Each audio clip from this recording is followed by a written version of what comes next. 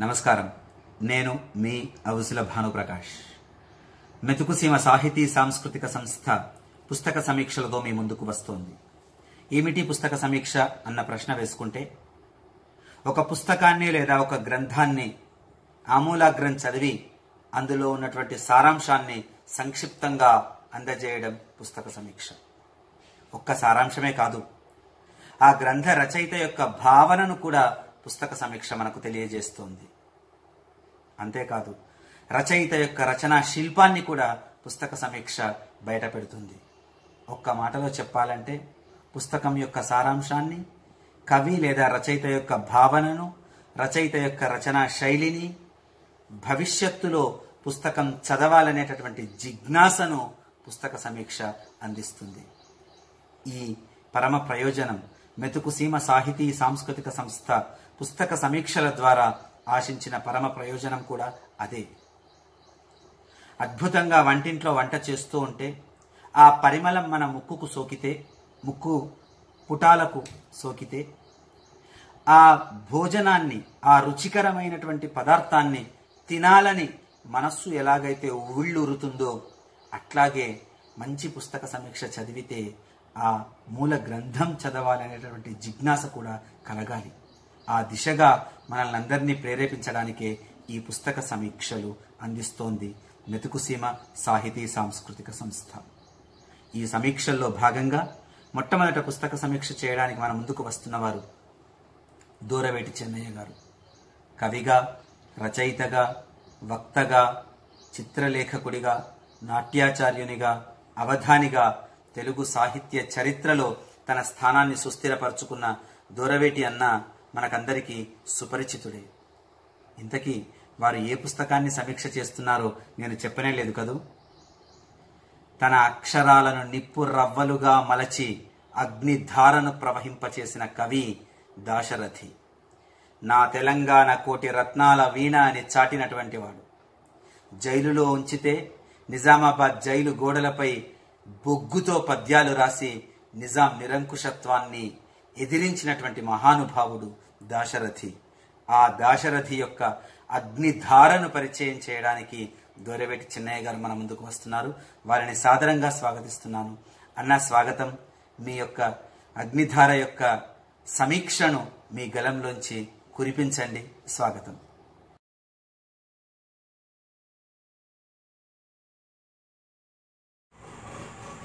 అందరికీ నమస్కారం. మెతుకుసీమ సాహిత్య సంస్థ నిత్యనూతనంగా చేపడుతున్న కార్యక్రమాల్లో భాగంగా పుస్తక పరిచయం కార్యక్రమంలో ఈనాడు నేను మహాకవి దాశరథి రచించిన అగ్నిధారను స్థాళీపులాకంగా పరిచయం చేయబోతున్నాను. మహాకవి దాశరథి హృదయాగ్నిపర్వతం ఎగజిమ్మిన కవనోగ్ర రూపం అగ్నిధార. కాలం కంటిలో కత్తిని గుచ్చి ఎగజిమ్మిన నెత్తురులో జలకాలాడుతున్న దుర్మార్గుల మీద తిరగబడ్డ పరిపూర్ణ కవితా స్వరూపం దాశరథి కృష్ణమాచార్యులు. కళాన్ని, గళాన్ని, జీవితాన్ని సమాజ హితం కోసం అంకితం చేసిన సాహిత్య పరమార్థం దాశరథి. ఆయన నవనవలాడే యవ్వనంలో కవోష్ణ రుధిరంతో లిఖించిన తొలి కావ్యం అగ్నిధార. 1949 ఆగస్టులో నల్గొండ జిల్లాలోని అంబటిపూడి వారి సాహితీ మేఖల ద్వారా ప్రచురితమైన ఈ కావ్యం 49 ఖండికలతో నవరసభరితంగా రూపొందిన ఇందులోని ప్రధాన రసం రౌద్రం, అనుబంధ రసం వీరం.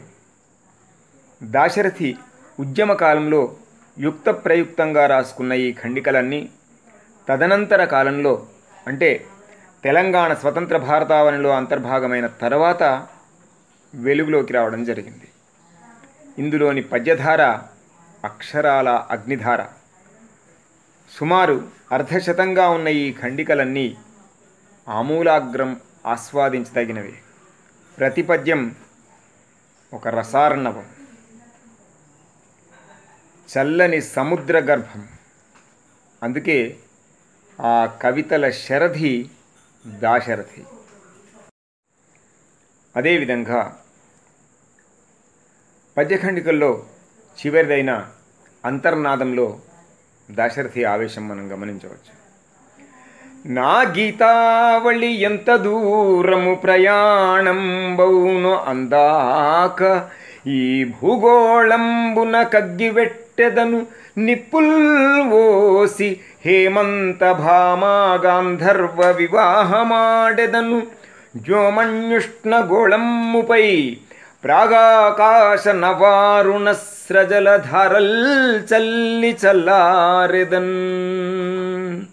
మృత్యుకూపం వంటి నిజామాబాద్ జైల్లో దాశరథి జీవితం దినదిన గండంగా గడిచింది. అయినా ఆ మృత్యుజ్వాలల మధ్యనే నిలబడి బొగ్గును కలంగా చేసుకొని గోడలనేటటువంటి కాగితాల మీద అద్భుతమైనటువంటి పద్యాలను చెక్కిన మహాకవి దాశరథి. ప్రాణములుడ్డి ఘోర గహనాటవులను పడగొట్టి మంచి మాగాణములను సృజించి ఎముకలను సిజేసి పొలాలు దున్ని భోషాణములన్ నవాబునకు స్వర్ణము నింపిన రైతుదే తెలంగాణము రైతుదే ముసలి నక్కకు రాచరికమ్ము దక్కునే. ఓ నిజాము పిశాచమా కానరాడు నిన్ను బోలిన నేడు మాకెన్నడేని అంటూ తెలంగాణ నా తెలంగాణ కోటి రత్నాల వీణ అని చాటినటువంటి ఆ మహాయోధుని అగ్నిధార గురించి ఇంత తక్కువ సమయంలో చెప్పడం అసాధ్యమైనటువంటి విషయం. చివరన తన పుస్తకాన్ని అత్యంత ఆత్మీయుడు, ఆప్తుడు, పద్యప్రేమికుడు, జైల్లో ప్రాణాలు కాపాడినటువంటి మిత్రుడు, అన్నింటికీ మించిన మానవతావాది అయిన వట్టికోట ఆళ్వార్ స్వామికి అంకితం చేస్తూ దాశరథి అన్నటువంటి మాటలు. అసలు ఆళ్వార్లు 12 మందే. 13వ ఆళ్వార్ మా వట్టికోట ఆళ్వార్ స్వామి. నిర్మల హృదయానికి నిజంగా అతను ఆళ్వార్. దేవునిపై భక్తి లేకున్నా జీవులపై భక్తి ఉన్నవాడు, తాను తినకుండా ఇతరులకు అన్నం పెట్టగలవాడు అంటూ ఆయనకు అంకితం చేశారు. ఈ మాత్రం స్పర్శామాత్రంగా అగ్నిధారను పరిచయం చేసే అవకాశం కల్పించిన మెతుకుసీమ సాహిత్య సాంస్కృతిక సంస్థకు, సంచాలకుడు భానుకు కృతజ్ఞత. విన్నారు కదా, అగ్నిధారలో ఉన్నటువంటి పద్యాలను దూరవేటి గారి గలం నుండి దాశరథి భావనను సంక్షిప్తంగా మన కళ్ళ ముందుంచారు. నిజంగా అగ్నిధార అందిస్తున్నటువంటి సందేశాన్ని, ఒక సామాజిక చైతన్యాన్ని దూరవేటి గారు అద్భుతంగా అందించారు. అన్న, మీకు ధన్యవాదాలు అందిస్తోంది మెతుకుసీమ సాహితీ సాంస్కృతిక సంస్థ. తర్వాత పుస్తక సమీక్ష చేయడానికి మన ముందుకు వస్తున్నవారు కవయిత్రిగా, బాల సాహితీవేత్తగా, తాను పనిచేస్తున్నటువంటి పాఠశాలల్లో తన పిల్లల చేత రచనలు చేయిస్తున్నటువంటి సృజనశీలిగా పేరు పొందిన వారు కవయిత్రి ఉరిమళ్ళ సునంద గారు. వారు ఎంచుకున్నటువంటి పుస్తకం వేటూరి ప్రభాకర శాస్త్రి గారి యొక్క బాల భాష. చూడండి, వారు ఎంచుకున్నటువంటి పుస్తకమే వారి యొక్క దృక్పథాన్ని మనకు తెలియజేస్తూ ఉంది. కాబట్టి అట్లా బాల భాష, బాల సాహితీవేత్త యొక్క మనోగతాన్ని, బాల భాష యొక్క సౌందర్యాన్ని, సందేశాన్ని మనం ఉరిమళ్ళ సునంద గారి గలం నుండి విందాం. స్వాగతం మేడం.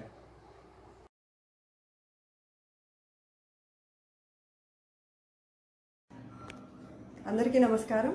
నా పేరు ఉరిమళ్ళ సునంద ఖమ్మం. ఈరోజు సమీక్ష చేయే పుస్తకం పేరు బాలభాష. దీనిలో సేకరించిన కవి వేటూరు ప్రభాకర్ శాస్త్రి గారు. చిన్నప్పటి మనము విన్నప్పటి ఎన్నో బాలగేయాలని ఏర్చి కూర్చి సేకరించి పుస్తకంగా ప్రచురించడం జరిగింది. ఇందులో దీన్ని బాలల అకాడమీ వాళ్ళు ప్రచురించడం జరిగింది. ఒక్కసారి ఇది బాలభాష పుస్తకము. ఒకసారి దీని గురించి మనం సమీక్ష చేసుకుందాం. ఇది 1982లో మొదటి ప్రచురణ. తర్వాత చాలా ప్రచురణలు వచ్చాయి. బాలభాష అనగానే మనకు గుర్తుకొచ్చేది బాలలు, చిట్టుపొట్టి బాలలు ముద్దు ముద్దు మాటలతోటి అలరించడం. అది వెంటనే మన కళ్ళ ముందు కదలాడుతుంది. చిన్నారి బాలలు వాళ్ళకు వచ్చిరాని పలుకులతో పాట పాడినా, మాట మాట్లాడినా మనకు ఎంత తన్మయం కలుగుతుందో అందరికీ తెలుసు కదా. మరి అట్లాంటి బాలలు వాళ్ళు పాడుకునే పాటల గురించి ఒకసారి విందాం.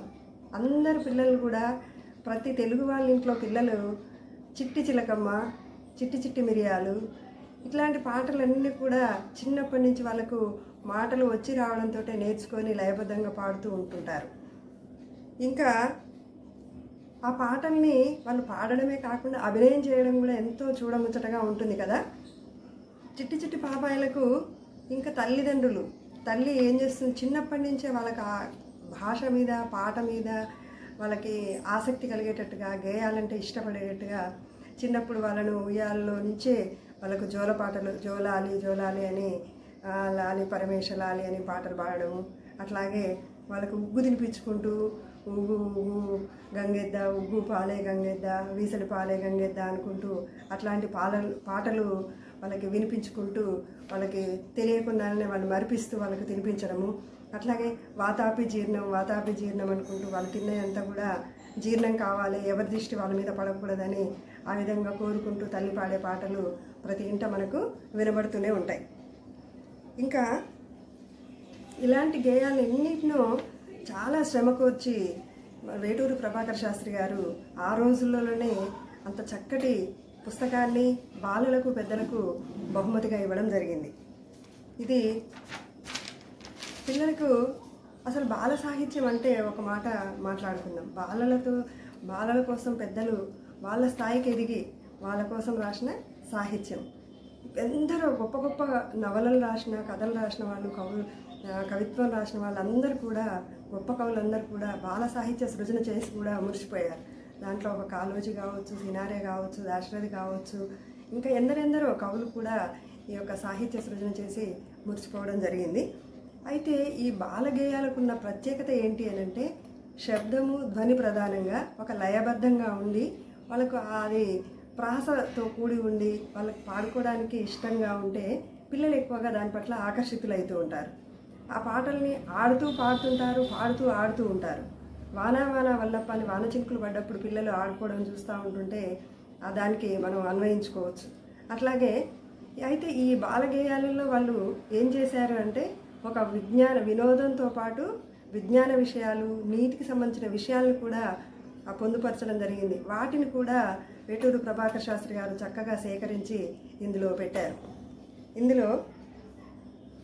దీంట్లో కొన్ని గేయాలని మనం ఇప్పుడు తప్పకుండా మనము విందాము.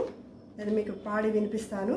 అయితే ఈ గేయాలది బాల భాష, ఈ గేయాల సంకలనము, ఈ పుస్తకము ప్రతి పాఠశాలలో, ప్రతి తెలుగు వాళ్ళ ఇంట్లో ఉంటే మంచిది. ఎందుకంటే ఆధునిక సమాజంలో ఆ గతాన్ని మర్చిపోయి ఎక్కడో కొత్త కొత్త వాటిని కాకుండా మన పూర్వం నేర్చుకునే గొప్ప ఈ గేయాలన్నీ కూడా పిల్లలకి నేర్పించుకుంటే చాలా సంతోషంగా ఉంటుంది. అందులో కొన్ని గేయాలు నేను ఇప్పుడు వినిపిస్తాను. మొట్టమొదట ఇందులో శ్రీ సూర్యనారాయణ మనకు పొద్దున్నే సుప్రభాతంలో ఆకాశవాణిలో వినపడుతూనే ఉంటుంది. పుట్టేటి భానుడ పుష్యరాగపు ఛాయ శ్రీ సూర్యనారాయణ, పుష్యరాగం మీద పొగబంగరు ఛాయ శ్రీ సూర్యనారాయణ అంటూ మనకు ఉదయం పూట సుప్రభాతంలో అప్పుడప్పుడు వినిపిస్తూ ఉంటుంది. అట్లాగే పిల్లలకు ఇంతకుముందు చెప్పాను ఉగ్గు గురించి. ఉగ్గు గన్న ఉగ్గు పాలు ఇందన్న, గుంటెడు ఉగ్గు కమ్మన్న, ఉమ్మక కక్కక మింగన్న. అంటే పిల్లవాడు మింగకుండా ఉమ్మకుండా చక్కగా మింగమని చెప్పడం. అట్లాగే వాళ్ళు తిన్నది, వాళ్ళు తాగిన పాలు అరిగేటందుకు వాతాపి జీర్ణం, జీర్ణం జీర్ణం వాతాపి జీర్ణం. గుర్రాలు తిన్న గుగ్గిళ్ళు అరిగి, ఏనుగులు తిన్న వెలక్కాయలు అరిగి, అర్జునుడు తిన్న అరటిపళ్ళు అరిగి, భీముడు తిన్న పిండి వంటలు అరిగి, గణపతి తిన్న కజ్జాలు అరిగి, అబ్బాయి తాగిన పాలు ఆముదం అరిగి అంటూ పిల్లలు తాగిన పాలను అరిగిపోయేటట్టుగా చెప్పడం. అట్లాగే ఎందుకు అనే గేయం మనం అందరికి కూడా పాఠ్యపుస్తకాలలో కూడా ఉండే. ఎందుకురా ఎండలు కాసేది ఎందుకురా, వానలు కురిసేటందుకురా, వానలు కురిసేది ఎందుకురా, పంటలు పండేటందుకురా, పంటలు పండేది ఎందుకురా, ప్రజలు బతికేటందుకురా. ఇంత గొప్పటి అంటే ఒక విజ్ఞానంతో వినోదంతో పాటు వాళ్ళకు కొన్ని విషయాలు కూడా విజ్ఞానానికి సంబంధించిన విషయాలు కూడా అక్కడ జోడించి చెప్పడం అనేది జరిగింది. అట్లాగే ఇంకా కాళ్ళ గజ్జి కంకాలమ్మ, ఇది వింటే మనకి అంటే చిన్నప్పుడు బయట మట్టిలో వీటిలో ఆడుకోవడం వల్ల ఈ కాళ్ళ అట్లా గజ్జి లాంటిది వచ్చినప్పుడు దాన్ని ఎట్లా అనేది కూడా ఒక గేయం ద్వారా ఆ రోజుల్లోనే చెప్పడం జరిగింది. కాళ్ళ గజ్జి కంకాలమ్మ వేగుల చుక్క వెలగా మొగ్గ కాదు మోదుగు నీరు కాదు నిమ్మల వారి కాదు వామింటాకు, కూర కాదు గుమ్మడి పండు కాదు పాపడి మీసం, లింగులిటుకు పన్మాల్ పటుకు, రాజుగారి తోటలో ఏముందంటే పువ్వో మొగ్గో పుచ్చుకుంటే దెబ్బ, కాలు తీసి కడగా పెట్టు. ఇది పిల్లలు ఎంత ఆనందంగా ఆడుకుంటారు, దీంట్లో ఎంత విషయం ఉంది. అట్లాగే వేళ్ళ గురించి, పిల్లలకి వేళ్ళ గురించి చెప్తూ ఉంటాం. ఒక్కొక్క వేలు యొక్క ప్రత్యేకతను వాళ్ళకి పాట ద్వారా నేర్పడం అనేది చాలా బాగుంటుంది. ఇక్కడ చుట్టాల సురభి బొటన వేలు, ఈ 5 వేలను ఇది చుట్టంలాగా మొత్తాన్ని కలుపుకుంటేనే 5 వేలది అది బొటన వేలు. కొండల కొరివి చూపుడు వేలు, పుట్టు సన్యాసి మధ్యవేలు. కొండాల కొరివి అంటే ఆ చూపుడు వేలుతోటి ఇలా వాళ్ళని వేలెత్తి చూపుతుంటారు కదా, అట్లాగే పుట్టు సన్యాసి మధ్యవేలు, ఈ వేలికి ఏమి ఉంగరాలు ఏం పెట్టుకోరు. అట్లాగే ఉంగరాల భోగి ఉంగరపు వేలు, ఈ వేలుకి ఎప్పుడు కూడా ఉంగరాలు ఎక్కువగా తొడుక్కుంటూ ఉంటారు. అట్లాగే పెళ్ళికి పెద్ద చిటికన వేలు, పెళ్ళికి పెద్ద ఎవరు అంటే చిటికన వేలు, వధూవరులను ఇట్లా చిటికన వేలుతో కలిపి మన అంటే దీన్ని బట్టి ఒక సంస్కృతిని సంప్రదాయాన్ని కూడా పిల్లలకు చిన్నప్పటి నుంచే ఆ విలువల వాళ్ళకు ఇందులో అదేవిధంగా పిల్లల్ని కళ్ళను వర్ణించడము, పిల్లల యొక్క మంచి మాటలు చెప్పడము, తర్వాత ఉన్న ఊరి యొక్క గొప్పతనం చెప్పడము, ఇంకా స్నేహం గురించి, కాకమ్మ గురించి, ఈ సహజ గుణాల గురించి, ఇట్లా ప్రతి ఒక్క గేయం కూడా పిల్లలకు విజ్ఞానాన్ని వినోదాన్ని అందిస్తూ ఉన్నాయి. ఇది తప్పనిసరిగా ప్రతి ఇంట్లో ఉండవలసిన పుస్తకము, ప్రతి పాఠశాలలో కూడా ఉండవలసిన పుస్తకము. నాకు ఈ అవకాశం ఇచ్చినందుకు ధన్యవాదాలు తెలియజేస్తున్నాను. చక్కని సమీక్ష అందించినటువంటి ఉరిమళ్ళ సునంద గారికి మెతుకుసీమ సాహితీ సాంస్కృతిక సంస్థ ధన్యవాదాలు తెలియజేస్తోంది. Thank you very much madam. ఆ తర్వాత పుస్తక సమీక్ష చేయడానికి మన ముందుకు వస్తున్నవారు డాక్టర్ ఉజ్జల శరత్ బాబు గారు. నృసింహస్వామి రచనల మీద పరిశోధన చేసి డాక్టరేట్ పొంది పాఠ్యపుస్తక రచయితగా ఎస్ఆర్జీగా సేవలందిస్తున్నటువంటి ఆత్మీయ మిత్రుడు, భాషోపాధ్యాయుడు శ్రీ ఉజ్జల శరత్ బాబు గారు సూక్తి ముక్తావళి అనే గ్రంథాన్ని ఎంచుకున్నారు. మహీధర జగన్మోహన్ రావు గారు సంకలనం పరిచినటువంటి ఆ గ్రంథంలో అనేక సూక్తులు శ్లోకాలుగా తెలియజేయబడ్డాయి. అపారమైనటువంటి సూక్తుల నిధిగా పేరు పొందినటువంటి ఆ పుస్తకాన్ని సమీక్షించడం అంటే మామూలు విషయం కాదు. ఆ మహనీయమైనటువంటి గ్రంథాన్ని ఉజ్జల శరత్ బాబు గారు ఎంచుకున్నారు. వారిని సమీక్ష చేయవలసిందిగా సాదరంగా స్వాగతిస్తున్నాను. వెల్కమ్ అన్న.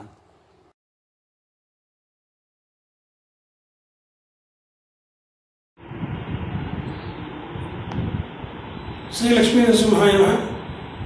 అస్మద్గురుభ్యో నమః. ఈనాడు మెతుకుసీమ సాహితీ సంస్థ వాళ్ళు పుస్తక సమీక్ష అనేటువంటి కార్యక్రమాన్ని నిర్వహించడం చాలా సంతోషదాయకం. ఇదో వినూత్న రీతి కార్యక్రమంగా భావించవచ్చు.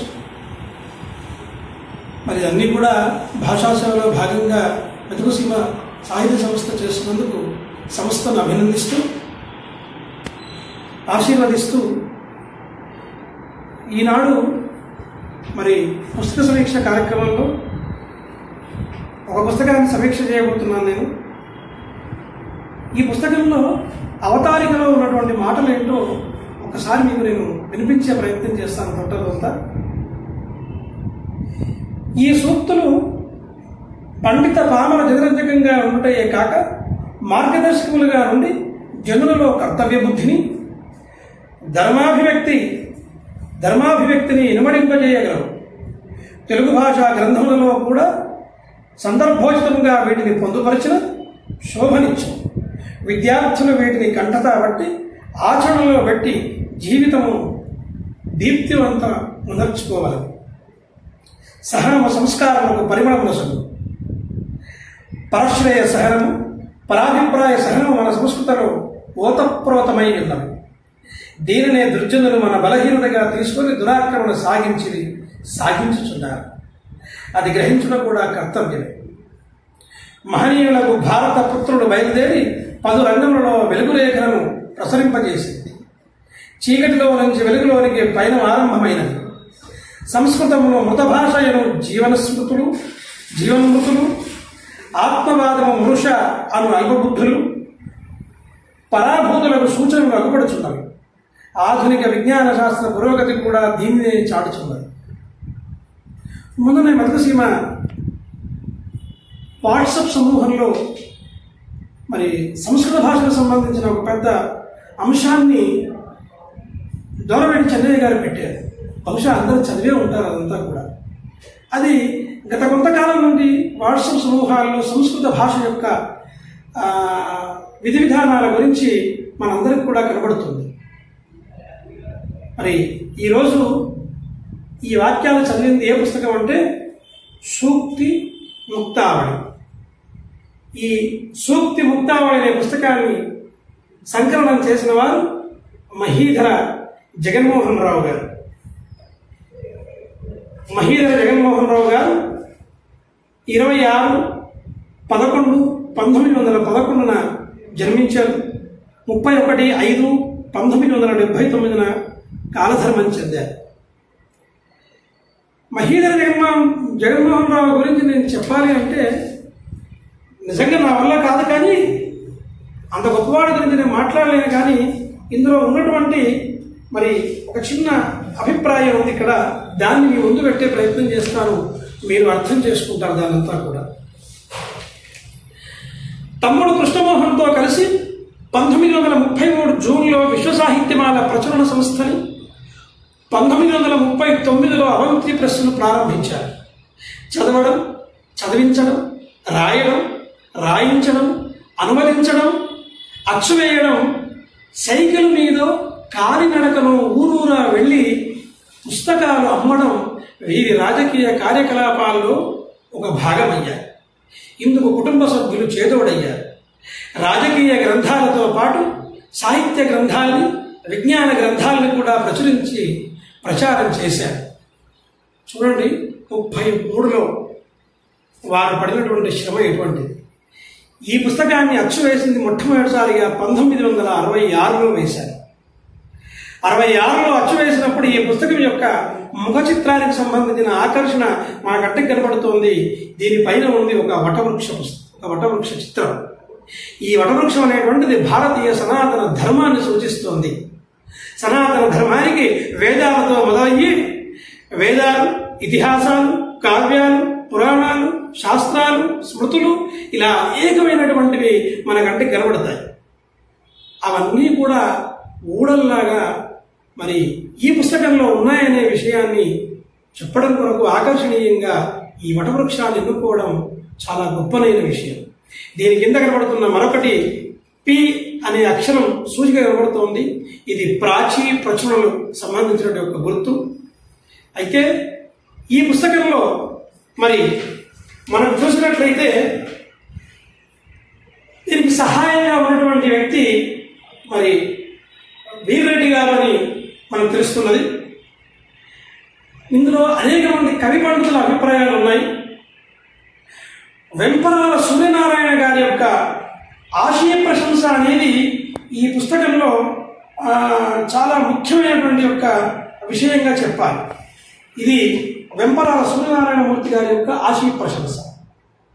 ఈ ఆశయ ప్రశంస చదివితే ఈ పుస్తకం యొక్క సంగతి ఏంటనేది మనకు మొత్తంగా అర్థమవుతుంది. ఇకపోతే మరొక విషయం ఏంటంటే అంకితం అనేటువంటిది. దీన్ని మరి బ్రహ్మశ్రీ ఆచంట సీతారామయ్య గారికి ఆ గ్రంథాన్ని అంకితంగా ఇచ్చారు ఆయన. ఆ తర్వాత ఈ పుస్తకంలో ఆనాటి నుండి ఈనాటి వరకు ఉన్నటువంటి వార్తాపత్రికల్లో కొన్ని ప్రముఖమైనటువంటివి వాళ్ళ అభిప్రాయాలను వ్యక్తం చేశారు. వాటిని కూడా ఇందులో పెట్టారు. 27/12/1963 ఆంధ్రప్రభకు సంబంధించిన పత్రికా అభిప్రాయం దీంట్లో ఉంది. 13/7/1966 నాటి ఆంధ్రప్రభ వారపత్రికకు సంబంధించిన అభిప్రాయం కూడా ఉంది. 5/7/1966 నాటి ఆంధ్రజ్యోతి అభిప్రాయం దీంట్లో ఉంది.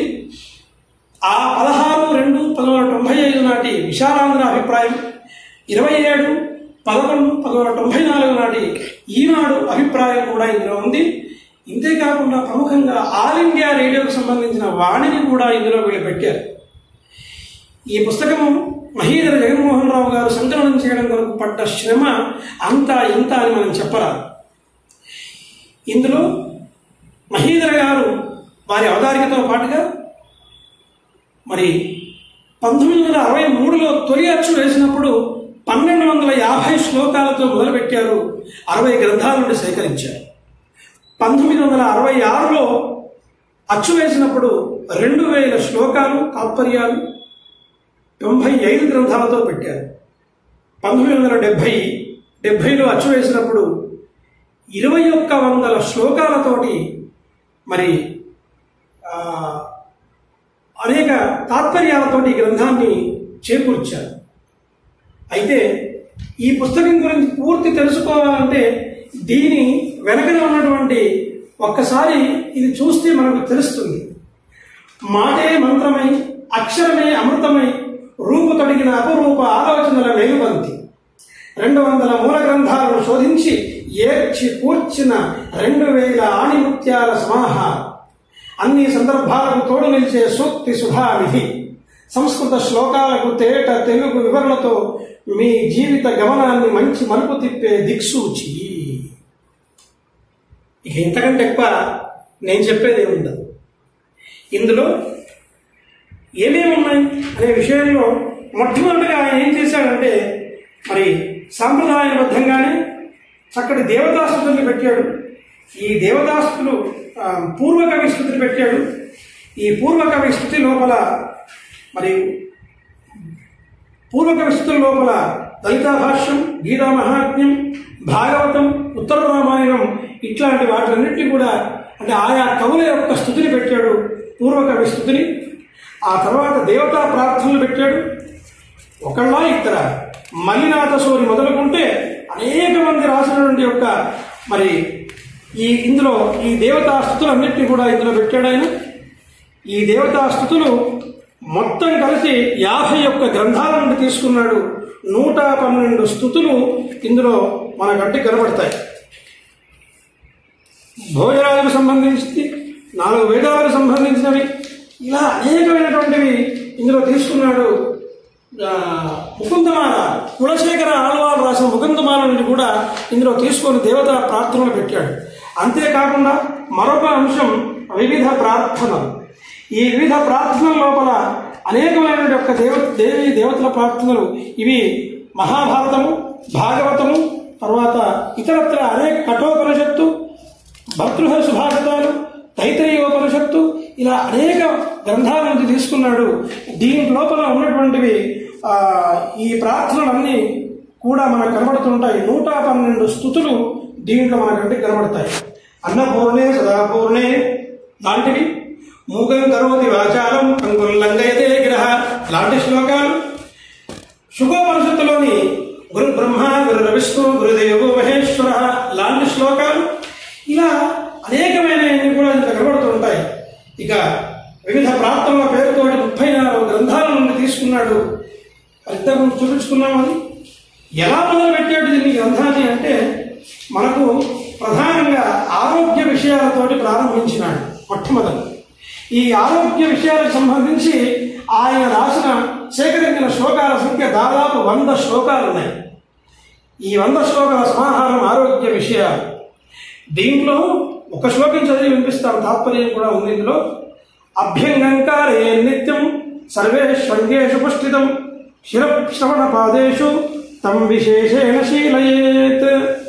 తైలాభ్యంగనం నిత్యం చేయాలి, అది సర్వ అంగాలకు పుష్టిని ఇస్తుంది. శిరస్సు, చెవులు, పాదము వీటి యందు విశేషంగా తైలమర్ధనం చేయవలెను. ఇలా ఆరోగ్య విషయాలకు సంబంధించినటువంటి యొక్క 100 శ్లోకాలు మరి ఆయన మనకు అందించాడు. ఆ తర్వాత రెండవ భాగం ఏంటంటే ఆరోగ్య విషయాల తర్వాత విద్యా విషయాలకు సంబంధించినవి ఇచ్చాడు. ఈ విద్యా విషయాలకు సంబంధించింది రెండవ భాగంగా ఉంది. ఇందులో మరి ప్రతి శ్లోకానికి కూడా ప్రతి దాంట్లో కూడా తెలుగు తాత్పర్యాలు ఉన్నాయి. కాబట్టి మనకు చాలా అవసరం ఈ పుస్తకం. నచ విద్య సమో బంధు, నచ వ్యాధి సమో రిపు, నచాపత్య సమస్నేహో, నచ దైవాత్పరం బలం. విద్యతో సమానమైన బంధువు కానీ, అనారోగ్యాన్ని పోలిన శత్రువు కానీ, సంతానాన్ని పోలిన స్నేహితులు కానీ, దైవం పోలిన బలము కానీ ఇవన్నీ లేవు అంటున్నాడు. మనకు మామూలుగా ఉత్తరరామగీతలో ఉన్నటువంటి శ్లోకం అని తెలియదు కానీ మనం వాడుతూ ఉంటాం ఆ శ్లోకాన్ని. ఆహార నిద్ర భయమైథునాని సామాన్యమే తత్పశుభిర్నరాణాం జ్ఞానం హితేషామధికో విశేషో జ్ఞానేన హీన పశుభిః సమాన. జ్ఞానహీనుడైనటువంటి వాడు పశుభి సమానం అని చెప్పేసి ఇది ఉత్తర గీతలో ఉన్నట్టుగా మరి మనకు చెప్తూ కనబడుతుంది. ఇలా అనేక విషయాలు తెలుసుకుంటాం. ఆ తర్వాత విద్యా విషయాల తర్వాత వచ్చింది మూడో అంశం మన కంటికి కనబడుతుంది ఇక్కడ, గృహస్థాశ్రమ ధర్మ. ఈ గృహస్థాశ్రమ ధర్మాలను కూడా ఒక శ్లోకంతో ముగిస్తాను. దీన్ని కూడా ధనే నవాసస ప్రేమ్ణ శ్రద్ధయా మృతభాషణై సతతం తోషయేద్ధారాన్ నా ప్రియం క్వచిధారయేత్. ధనము వస్త్రాలు ఇచ్చి శ్రద్ధతోటి మంచి మాటలతోటి భార్యను ఎప్పుడు కూడా సంతోష పెట్టాలి, ఆమెకు ఎప్పుడు కూడా అప్రియాన్ని తలపెట్టకూడదు అనేటువంటిది ఈ గృహస్థాశ్రమ ధర్మాలు. అంటే ఇట్లాంటివి అనేకంగా మనకు శ్లోకాలు కనబడుతున్నాయి. ఈ గృహస్థాశ్రమ ధర్మం లోపల ఉన్నటువంటి మొత్తం శ్లోకాల సంఖ్య 200 శ్లోకాల పైన ఉన్నాయి.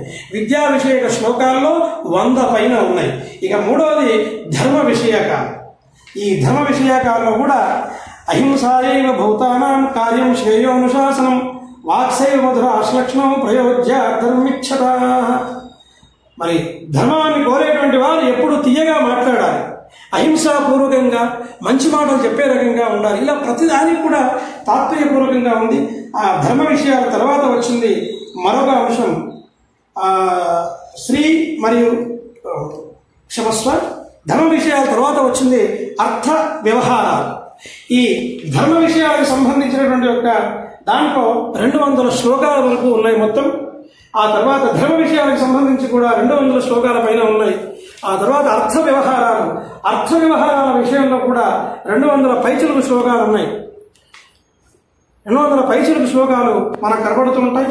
ఆ తర్వాత అర్థ వ్యవహారాల తర్వాత స్త్రీ కామ వివాహ విషయకాలు ఇవన్నీ కూడా మనకు కనబడుతుంటాయి. చూడండి, చాలా సులభంగా మనం ఇప్పుడు ఏదో చెప్పుకుంటూ ఉంటాం. మనం భార్యను ప్రేమించాలి, భర్తను ప్రేమించాలి, ఇవన్నీ మాటలు చెప్పుకుంటే ఇక్కడ చూడండి. సంతుష్టో భార్య భర్త భర్త భార్య తథైవ చ యస్మిన్నేవ కులే నిత్యం కళ్యాణం తత్ర వై ధ్రువం. భర్త వలన భార్య, భార్య నుంచి భర్త సంతుష్టులు కావాలి. ఏ గృహంలో ఉంటారో అటువంటి వాళ్ళు ఆ గృహంలో ఎప్పుడు కళ్యాణం జరుగుతుందని చెప్తున్నాడు. ఇలా దీంట్లో కూడా 200 పైచిలుకు శ్లోకాలు ఉన్నాయి. ఆ తర్వాత వచ్చింది రాజధర్మ. ఈ రాజధర్మాలకు సంబంధించినటువంటి యొక్క శ్లోకాలు 300 పైచిలుకు ఉన్నాయి. ఆ తర్వాత వచ్చింది మన భారతీయ సంస్కృతి, తర్వాత దానికి సంబంధించిన సంప్రదాయాలు, మరి దానికి సంబంధించిన సౌందర్యాలు. ఇగో ఇలాగా ఇవి కనబడుతూ ఉంటాయి. అయం నిజ పరోవేతి గణన లఘుచేతసాం ఉదారచరిత అనాంతు వసుధైవ కుటుంబకం. ఇది హితోపదేశంలో మనం వింటూ ఉంటాం. దీన్ని హితోపదేశంలో మనం చదవలేము, కానీ ఈ శ్లోకం చూస్తే తెలుస్తుంది హితోపదేశంలో ఉంది, మనకి ఇది చాలా ఉపయోగపడుతుందని తెలుస్తూ ఉంటుంది. ఆ తర్వాత అంటే ఈ సంస్కృతి దీనికి సంబంధించిన దాంట్లో కూడా మనకు 230 శ్లోకాలు కనబడుతూ ఉంటాయి. ఆ తర్వాత మరొక అంశం ఇచ్చాడు ఇందులో, అదేంటంటే కర్మ భక్తి తత్వ విషయాలు. ఈ కర్మ భక్తి తత్వ విషయాలు కూడా చాలా అనేక విషయాలు ఇచ్చాడు. ఈ కర్మ భక్తి తత్వ విషయాల్లో కూడా 200 పైచిలుకు శ్లోకాలు ఉన్నాయి. ఆ తర్వాత మోక్ష సన్యాస ధర్మాలు, ఇది 10వ అంశంగా తీసుకున్నాడు. మోక్ష సన్యాస ధర్మాల్ని, ఈ మోక్ష సన్యాస ధర్మాల్లో కూడా 250 పైచిలుకు ఉన్నాయి. ఇవన్నీ అయిన తర్వాత చివరిన పరిశిష్టం అని చెప్పేసి మరొక అంశం పెట్టాడు. ఈ పరిశిష్టం లోపల కూడా అనేక పుస్తకాల నుంచి, అంటే దశరూపకం నుంచి కానీ, భామహుడి పుస్తకం నుంచి కానీ, ఇలా అనేక పుస్తకాల నుంచి తీసుకున్నాడు. రామాయణం నుంచి, తర్వాత ఇతిహాసాలు, స్కాంద పురాణాలు స్కాంద పురాణం నుంచి, ఇలా అనేక పుస్తకాల నుంచి మనం తీసుకున్నాడు పరిశిష్టం. ఈ పరిశిష్టంలో కూడా దాదాపు మరి ఒక 40 పైన శ్లోకాలు పెట్టాడు. ఆ తర్వాత ఇవన్నీ అయిన తర్వాత ఏం చేశాడంటే చివరికి చక్కటి ఉపయుక్త గ్రంథ సూచి కూడా ఇచ్చాడు. ఈ గ్రంథంలో ఈ గ్రంథం సంకలనం చేయడం కొరకు సహాయపడేటువంటి యొక్క గ్రంథాలు ఏమున్నాయో వాటిని అన్నిటినీ కూడా చక్కగా ఇందులో ఆయన కూర్చిపెట్టాడు. ఉపయుక్త గ్రంథ సూచి కూడా ఇచ్చాడు. 1, 2 ఇతిహాసాలు, వేదాలు మొదలుకుంటే వేదాలు, ఇతిహాసాలు, కావ్యాలు, శాస్త్రాలు, పురాణాలు, మరి ఋషి ప్రోక్తాలు, ఇలా అనేకమైన విషయాలు భారతీయ సనాతన ధర్మం. అదే భారతీయ జీవన మార్గం. భారతీయ జీవన మార్గం చక్కగా ఉండాలంటే, పిల్లల్ని మనం బాగు చేసుకోవాలంటే ఇలాంటి పుస్తకం మనకు చాలా అవసరం. మరి ఈ రకంగా ఈ పుస్తకం అందరిలో ఉండవలసిన పుస్తకం సూక్తి ముక్తావళి మహీధర జగన్మోహన్ రావు గారు. ఈ పుస్తకాన్ని సమీక్షించే అవకాశం మరి భాగ్యం కలగడం నా అదృష్టంగా భావిస్తూ, అటువంటి అవకాశం ఇచ్చిన మెతుకుసీమ సాహితీ సంస్థకు ధన్యవాదాలు తెలియజేసుకుంటూ సెలవు తీసుకుంటున్నాను. జై భారత్, జై హింద్. పుస్తకంలో దాగినటువంటి సూక్తుల యొక్క మాధుర్యాన్ని మనం శరత్ బాబు గారి గళంలో విన్నాం. ఒక బృహత్ సంకలనం అది నిజంగా చెప్పాలంటే సూక్తులకు. అంతటి సంకలనాన్ని సమీక్షకు ఎంచుకోవడమే ఒక సాహసోపేతమైన నిర్ణయం. అట్లాంటి సాహసోపేతమైన నిర్ణయాన్ని తీసుకొని ఔచితీవంతంగా సమీక్ష చేసినటువంటి ఒజ్జల శరత్ బాబు గారికి, డాక్టర్ ఒజ్జల శరత్ బాబు గారికి మెతుకుసీమ సాహితీ సాంస్కృతిక సంస్థ ధన్యవాదాలు తెలియజేస్తోంది. ఆ తర్వాత మన ముందుకు సమీక్ష చేయడానికి వస్తున్న మిత్రుడు స్తంభంకాడి గంగాధర్ గారు. ఒక్క మాటలో చెప్పాలంటే చెయ్యి తిరిగిన వచన కవి ఆయన. భాష మీద అపారమైనటువంటి పట్టు ఉన్నటువంటి మిత్రుడు స్తంభంకాడి గంగాధర్ గారు. వారు ఎంచుకున్నటువంటి పుస్తకం మల్లాది వెంకటకృష్ణమూర్తి గారి పున్నమి అన్నటువంటి నవలను వారు ఎంచుకున్నారు. నిజంగా 70sలలో అంటే 70వ దశకంలో మహిళలు ఒక చేత గరిట తిప్పుతూ మరొక చేత్తో నవలలు చదివారు అని మనం అందరం విన్నాం. ఈ ఆధునిక కాలంలో ప్రచార ప్రసార మాధ్యమాలు పెరిగిన తర్వాత నవలలు చదివేటటువంటి సహనం ఆధునిక ప్రజలకు తగ్గింది. కానీ ఇప్పటికీ అనేక మంది సాహిత్యాభిలాషులు నవలల్ని భద్రంగా చదువుతూనే ఉన్నారు, తమ పుస్తకాల సొరుగుల్లో భద్రపరుచుకుంటూనే ఉన్నారు. అట్లాంటి ఒక నవల పున్నమి నవల. ఆ పున్నమి నవలను సమీక్షించడానికి స్తంభంకాడి గంగాధర్ గారిని సాదరంగా స్వాగతిస్తున్నాను. స్వాగతం మిత్రమా.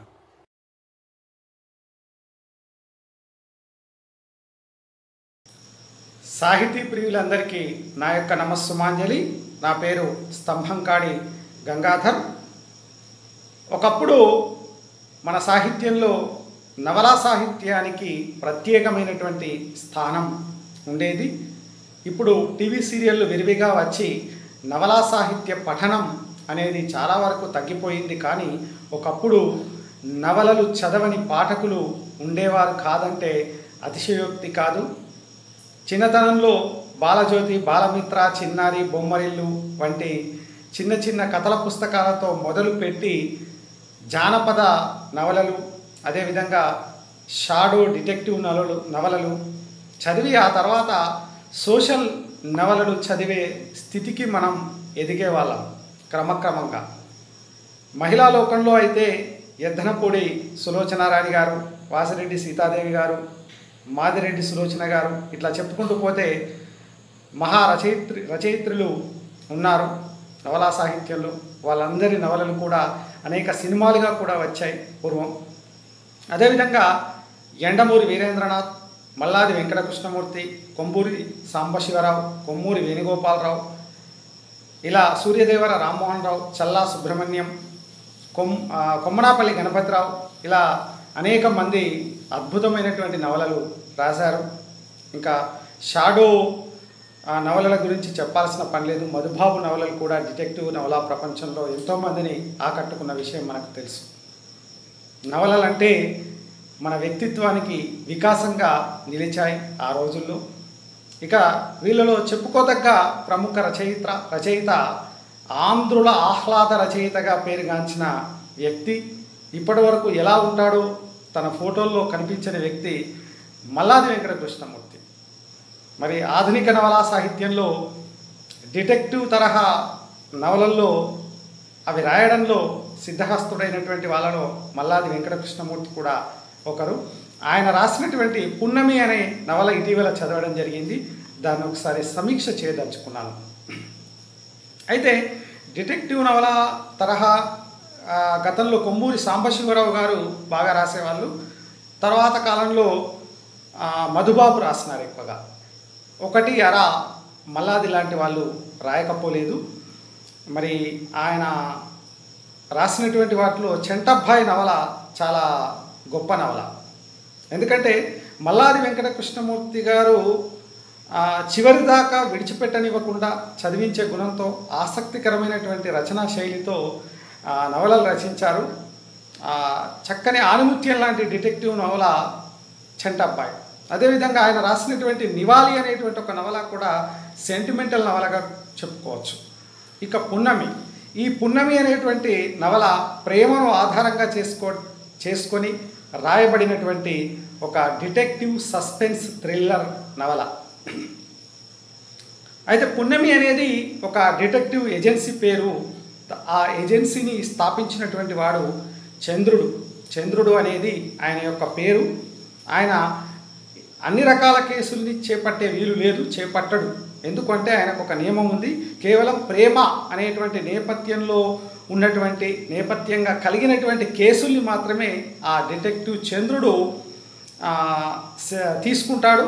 దాన్ని పరిశోధించి ఆ సమస్యలు ఏవైనా ఉంటే వాటిని సాధిస్తాడు. మరి అదే ఈ కథలో ఉన్నటువంటి ఒక ప్రత్యేకతగా మనం భావించవచ్చు. ప్రేమికుల్ని కలపడం, తండ్రిని బిడ్డను కలపడం, తల్లిని కొడుకుని కలపడం, ఇలా సెంటిమెంట్ ప్రేమ నేపథ్యంతో ఉన్నటువంటి సమస్యల్ని పరిష్కరించడం ద్వారా వారి జీవితాలలో వెలుగును నింపి పున్నమి అనేటువంటి పేరును సార్థకం చేస్తాడు చంద్రుడు.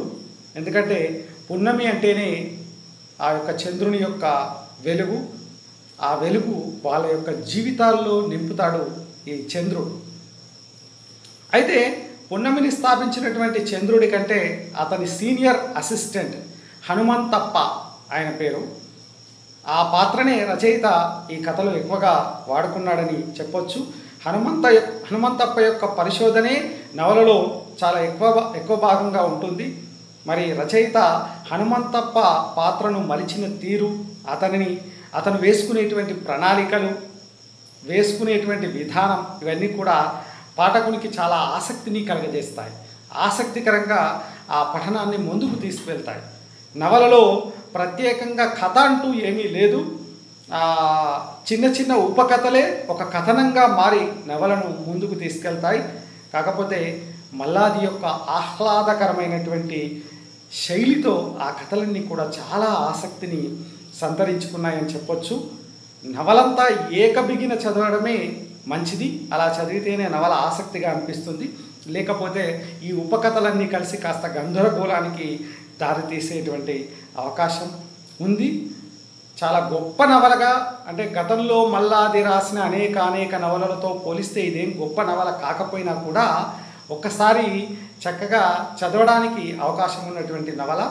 చాలా చక్కని నవల, మంచి టైంపాస్ అవుతుంది.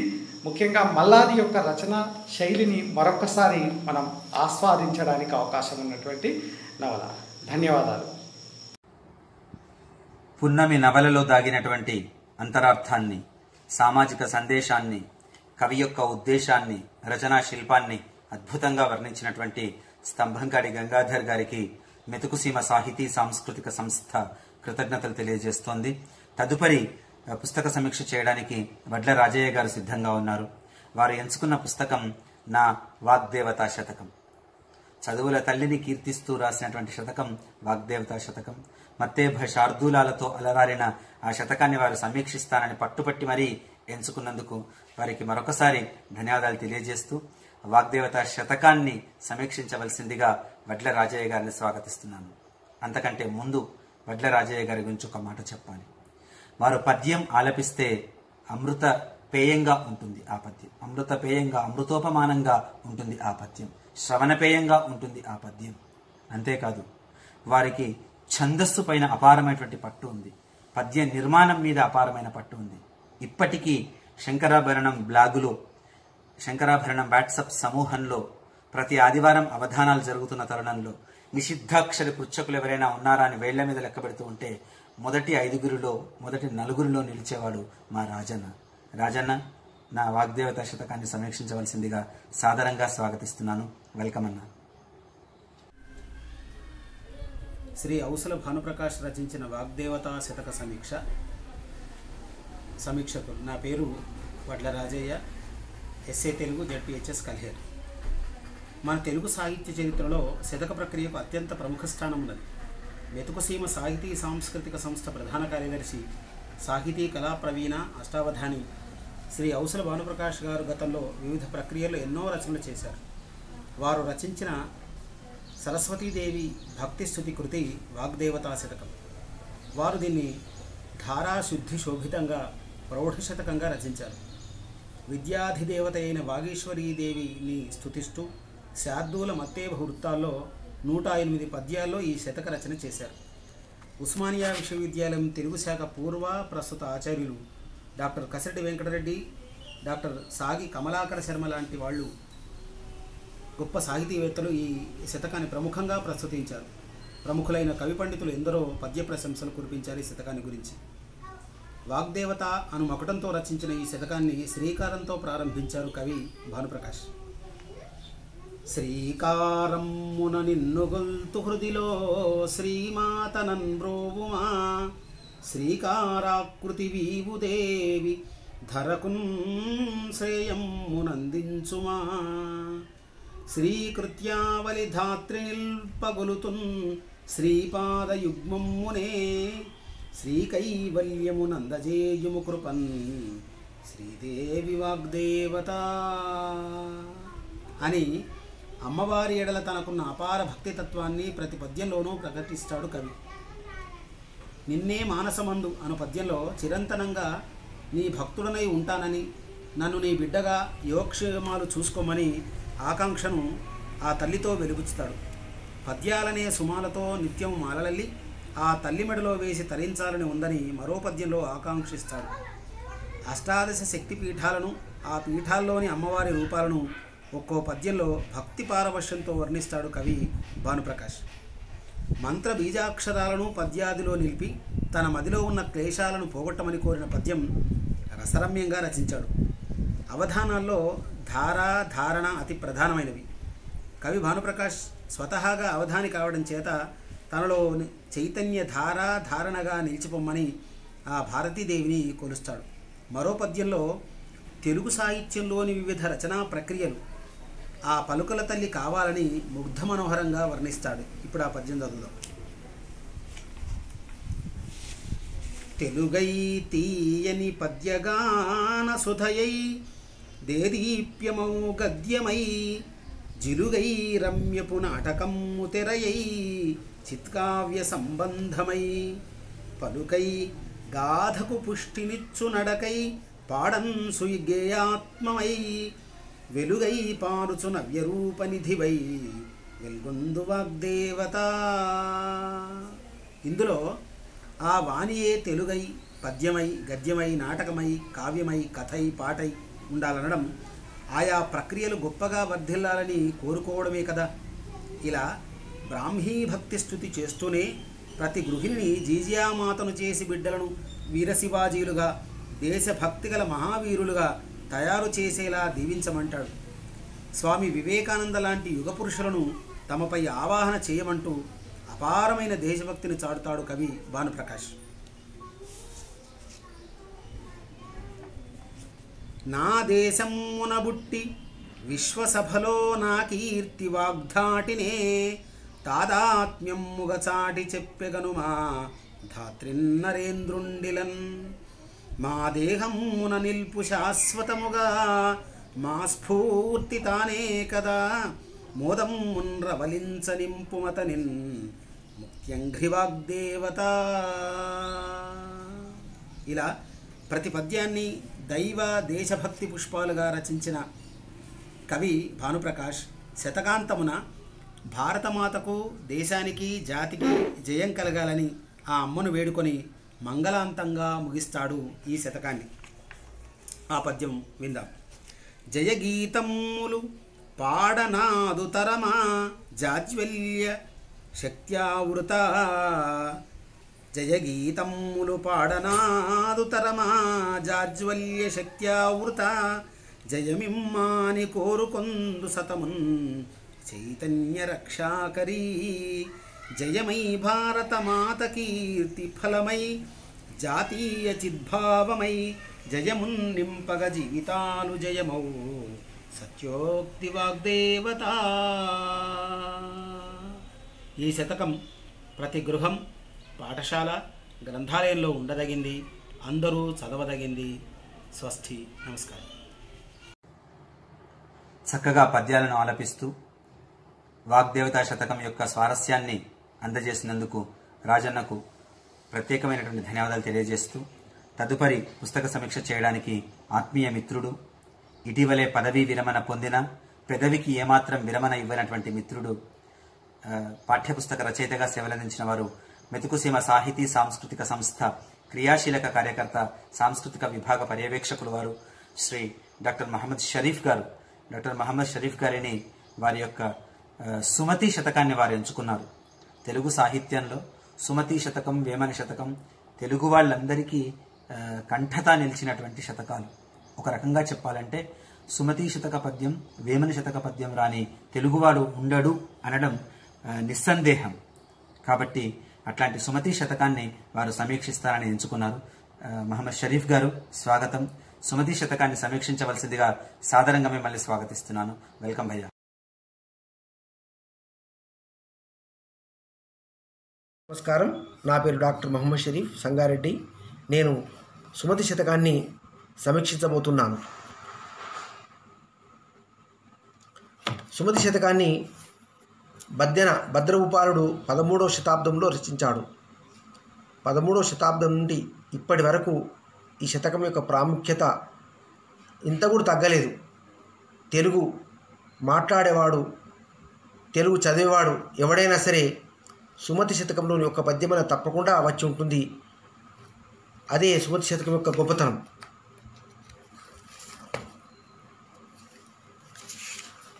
శ్రీరాముని దయచేతను నారూడిగ సకల జనులు నౌరాయనగా ధారాళమైన నీతులు నోరూరగ చెవులు బుట్టు నుడివెద సుమతి అని సుమతి శతకర్త తన పద్యాన్ని శ్రీరాముని దయచేత అని, అతని దయ ఉంటే చక్కని పద్యాలు రాస్తూ చక్కని నీతులు బోధిస్తా అని మొదలుపెట్టడం జరిగింది.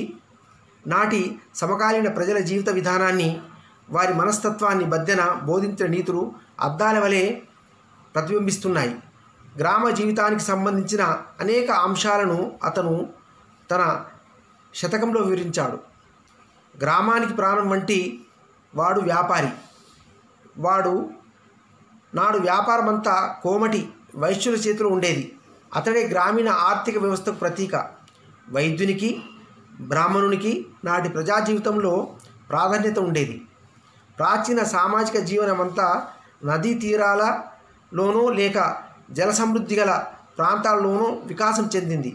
నీరు ప్రాణాధారం, నాగరికతకు మూలము. కాబట్టి నదీ తీర జీవనాన్ని ఆనాడు అనేకులు కోరుకునేవారు.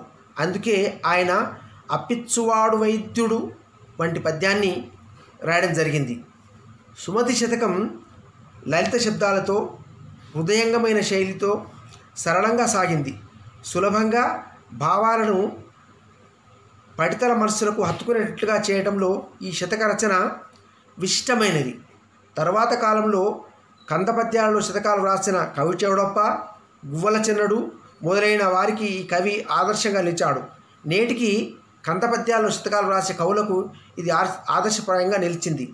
చాలా సరళంగా, లలితంగా, సూటిగా, ధారాళంగా, కుంటుపోని నడక, మొక్కవోని కమ్మదంతో ఈ శతక పద్యాలు జారువారుతుంటాయి.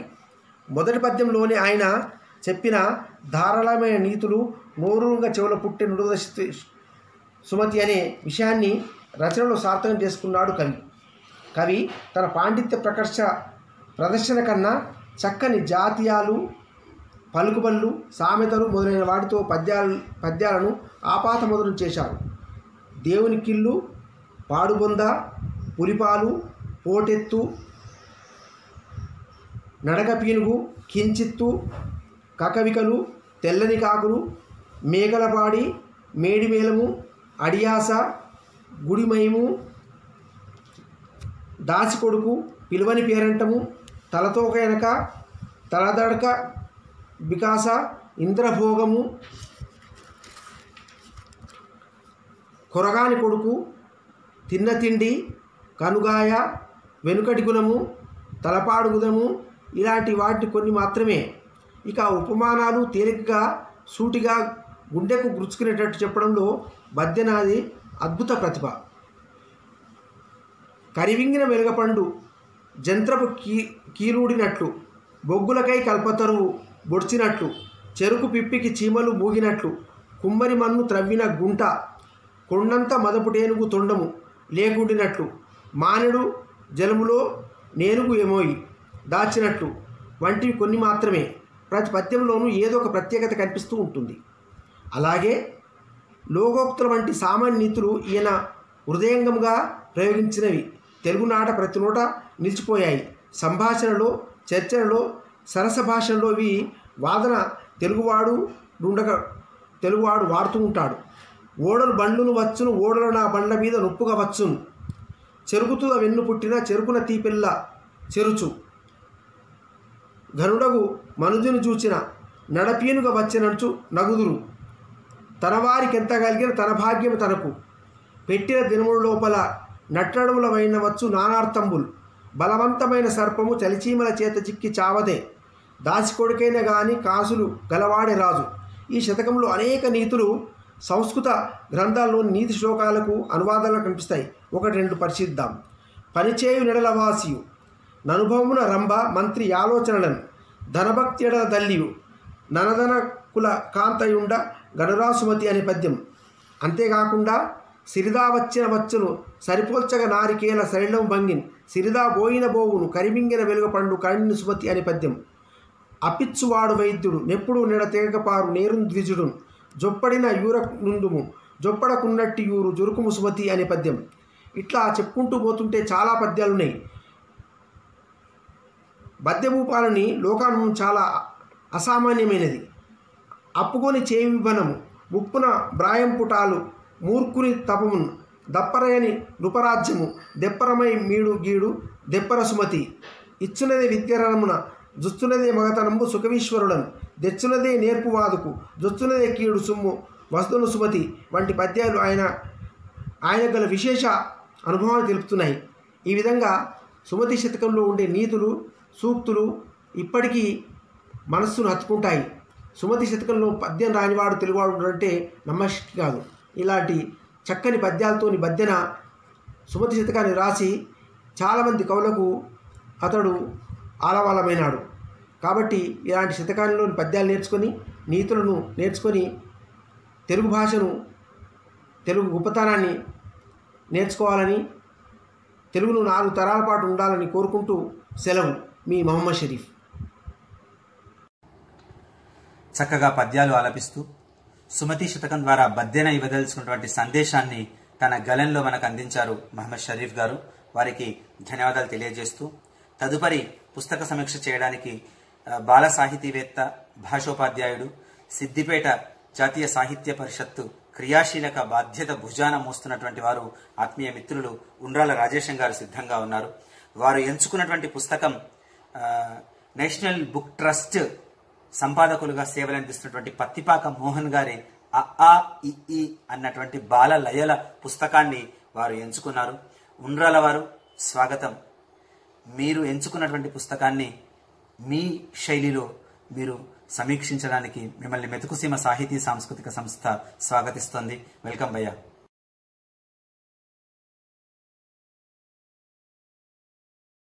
మెతుకుసీమ సాహితీ సంస్థ నిర్వహిస్తున్నటువంటి పుస్తక సమీక్షలో భాగంగా ప్రముఖ బాల సాహితీవేత్త డాక్టర్ పత్తిపాక మోహన్ గారు రచించినటువంటి బాలలయలు అ ఇ గేయ సంపుటిని తీసుకోవడం జరిగింది. ఈ యొక్క బాలలయల్లో వర్ణమాలలోని ప్రతి అక్షరం పైన గేయాలను రచించి మనకు అందివ్వడం జరిగింది.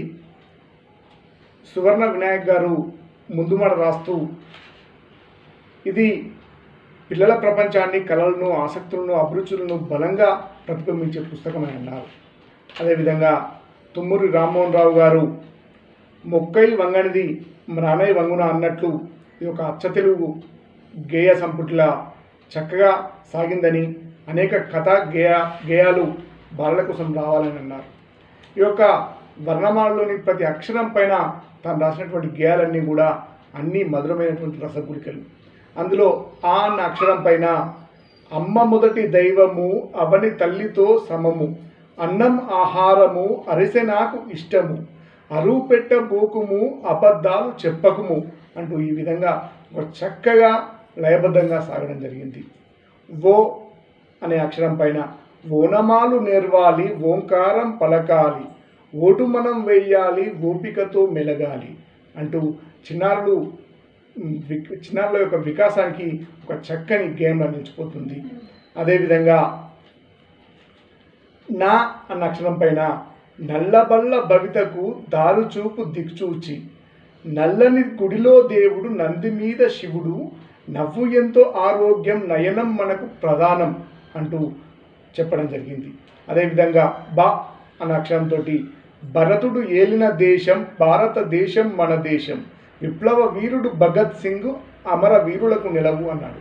అదేవిధంగా లా అన్న అక్షరం పైన లంబోదర వినాయక 4 చేతుల నమస్కారం, లతకు ఊతం కావాలి, లష్కర్ బోనం చూడాలి అంటూ చెప్పాడు.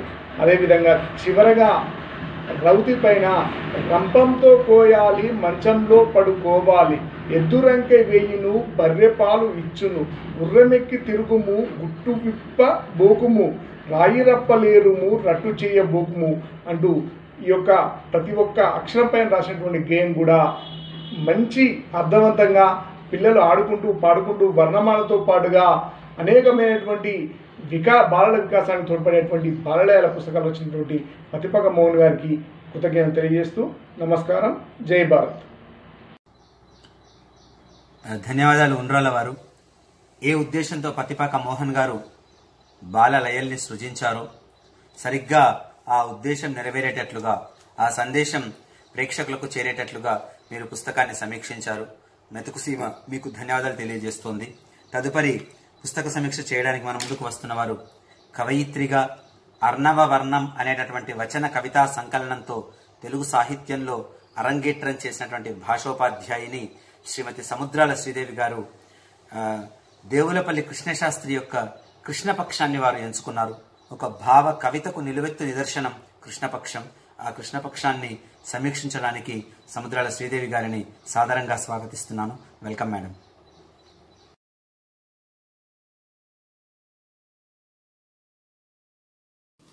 పేరు సముద్రాల శ్రీదేవి. పుస్తక సమీక్ష కృష్ణ శాస్త్రి రచించినటువంటి కృష్ణపక్షం. దేవులపల్లి వెంకట కృష్ణ శాస్త్రి. ఇతను 1897 నవంబర్ 1న జన్మించారు. ప్రముఖ భావకవి. తెలుగు భావ కవితా రంగంలో కృష్ణ శాస్త్రిది ఒక ప్రముఖ అధ్యాయం. రేడియోలో నాటికలు, సినిమా పాటల ద్వారా ప్రఖ్యాతిగాంచారు. కృష్ణపక్షం 1925లో రచించబడిన దేవులపల్లి కృష్ణశాస్త్రి తొలి పద్య కావ్య సంపుటి. ప్రతి నెలకు 2 పక్షాలుంటాయి. ఒకటి శుక్లపక్షం, 2 కృష్ణపక్షం. పౌర్ణమి నుండి అమావాస్య వరకు చంద్రుడు దినదినాభివృద్ధి క్షీణించుతూ ఉంటాడు. అదే కృష్ణపక్షం. అది దుఃఖానికి మూల కారణమైంది. అందువల్లనే కృష్ణశాస్త్రి కృష్ణపక్షం అని తన పద్య కవితా సంపుటికి ఆ పేరు పెట్టడం జరిగింది. ఆకులో ఆకునై, పువ్వులో పువ్వునై, కొమ్మలో కొమ్మనై, నును లేత రెమ్మనై, ఈ అడవి దాగిపోనా, ఎటులైనా ఇచ్చటనే ఆగిపోనా అనే కృష్ణశాస్త్రి కవిత్వం సినిమా పాటగా రూపొంది ప్రపంచ కవుల దృష్టిని ఆకర్షించింది. సౌరభములేల చిమ్ము పుష్పవ్రజంబు, చంద్రికలేల వెదజల్లు చందమామ, ఏల నా హృదయంబు ప్రేమించు నిన్ను అన్నారు కృష్ణశాస్త్రి. ప్రేమ ఉపశాంతి కలిగించునని ఈ ప్రపంచంలో ప్రేమ తప్ప మరేది తన వెంట రాదని కృష్ణశాస్త్రి తన భావకత్వంలో విన్నవించారు. నాకు గాదులు లేవు, నాకు ఉషస్సులు లేవు, నేను హేమంత కృష్ణానంత శర్వరిని, నాకు కాలం ఒక్కటే కాలరూపు, నా శోకము వలనే, నా బ్రతుకు వలనే, నా వలనే అంటూ శోకం గురించి చాలా అద్వితీయంగా ప్రస్తావించారు. ప్రతి ఒక్కరి జీవితంలో శోకం అనేది ఉంటుంది, కానీ తన బ్రతుకులో భాగమైంది శోకము నా వలనే, కాలరూపు వలనే అని చక్కగా ఆయన రాశారు. స్వేచ్ఛాగానం అనే కవితలో నవ్విపోదురుగాక నాకేటి సిగ్గు అన్నారు కృష్ణశాస్త్రి. అంటూ నా జీవితం అనే కవిత్వంలో చిత్ర గతులను మరి జీవితం ఏ విధంగా అన్వయించుకుంటుందో అనే విషయాన్ని చాలా లాలిత్యంగా మరి అతను చెప్పాడు. అందువల్ల కృష్ణశాస్త్రి కృష్ణపక్షం అనే పుస్తకం ద్వారా ఎన్నో కవితలను రచించి భావసంద్రంలో ఈదులాడి కవిత్వ పరిష్వంగంలో ఒదిగి ఎన్నో ఆనిముత్యాలను మనకు అందించారు. మరి చిరస్థాయిగా మన మనస్సులో సుస్థిర స్థానాన్ని సంపాదించారు. ధన్యవాదాలు మేడం. కృష్ణపక్షం మనకు అందిస్తున్నటువంటి సందేశాన్ని, కృష్ణపక్షంలో ఉన్నటువంటి సారాంశాన్ని సంక్షిప్తంగా సమీక్షించిన మీకు మెతుకుసీమ సాహితీ సాంస్కృతిక సంస్థ ధన్యవాదాలు తెలియజేస్తోంది. తదుపరి సమీక్షకు సిద్ధంగా ఉన్నవారు పెద్దలు సాహితీవేత్త కడియాల మధుసూదన్ గారు సిద్ధంగా ఉన్నారు. వారు సమీక్షించడానికి ఎంచుకున్నటువంటి గ్రంథం జంధ్యాల పాపయ్య శాస్త్రి గారి విజయశ్రీని వారు ఎంచుకున్నారు. జంధ్యాల పాపయ్య శాస్త్రి గారు తెలుగువారి నాల్కల మీద తన స్థానాన్ని సుస్థిరపరచుకొని స్వర్గానికి వెళ్ళిపోయారు. ఎంత రమణీయమైనటువంటి పద్యాలు, అద్భుతమైనటువంటి పద్య శిల్పం వారి సొంతం. ఇంతటి ఉదాత్తమైనటువంటి విజయశ్రీని ఎంచుకున్నందుకు కడియాల వారికి ప్రత్యేకమైన ధన్యవాదాలు తెలియజేస్తూ స్వాగతం సార్.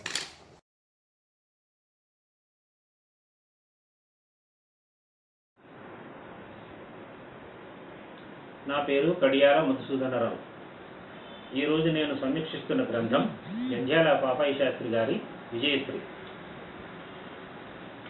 మహాభారతంలోని ఒక ఘట్టాన్ని తీసుకుని సరళ పద్య నిర్మాణ కౌశలంతో, సంభాషణ చాతుర్యంతో విజయశ్రీ అనే ప్రసవత్కావ్యంగా మలచారు కరుణశ్రీ జంధ్యాల పాపయ్య శాస్త్రి గారు. కథా సందర్భం: పాండవుల అజ్ఞాతవాసం ముగిసింది, శ్రీకృష్ణ రాయబారం విఫలమైంది, యుద్ధం అనివార్యమైంది. పంచపాండవులు, ద్రౌపది శ్రీకృష్ణునితో సమాలోచనలు సాగించారు. పాండవులకు కర్తవ్య బోధకుడైన శ్రీకృష్ణుడు రాయబారంలో జరిగిన విశేషాలను వివరించడంతో ఈ కావ్యం ప్రారంభమవుతుంది. శ్రీకృష్ణుని మాటలు విన్నాక పాండవులు తమ తమ అభిప్రాయాన్ని ప్రకటించడం, ఆ తర్వాత కుంతీదేవి సందేశాన్ని కూడా శ్రీకృష్ణుడు విన్నవించడం, చివరకు శ్రీకృష్ణుని సందేశంతో ఈ కావ్యం ముగుస్తుంది. మొదట భీముడు ఇలా అన్నాడు. అబ్ధిప్రావృత అనే పద్యంలో భీముని రోషోద్విగ్నత, రౌద్రము ఈ పద్యంలో ఎంతో స్పష్టంగా గోచరిస్తాయి. తర్వాత పాండవ మధ్యముడు మాట్లాడుతూ చంద్రవంశం అనే వనాన్ని కాల్చే దావానలాన్ని తన శరవర్షం చల్లారుస్తుందన్నాడు. 100 తలల నాగు పైబడక ముందే తన వీరత్వ స్ఫూర్తితో కుటుంబంపై పడగొడతానన్నాడు నకులుడు. సహదేవుడి మాటల్లో ఆడది ఏడ్చి తెచ్చుకున్న రాజ్యం అనే బాధ కంటే పగవారిని దేహి అని చేయి చాచడం అనే భావంలోనే ఆక్రోశం ఉంది. ఇక పాంచాలి పాత్ర. కరుణశ్రీ గారు ద్రౌపది మనోభావాలను తమ కవితా చమత్కార దర్పణంలో సుస్పష్టంగా చూపారు. పతులంతా రణరంగానికి అర్ధాంగీకారమే చూపుతున్నారు. అర్ధాంగి అంగీకారం, అభిప్రాయం తీసుకోవాలని కానీ తెలుసుకోవాలని కానీ భావించడం లేదు. అందుకే మధ్యలో తలదొర్చకుండా తన వంతు వచ్చేదాకా ఓపిక పట్టింది.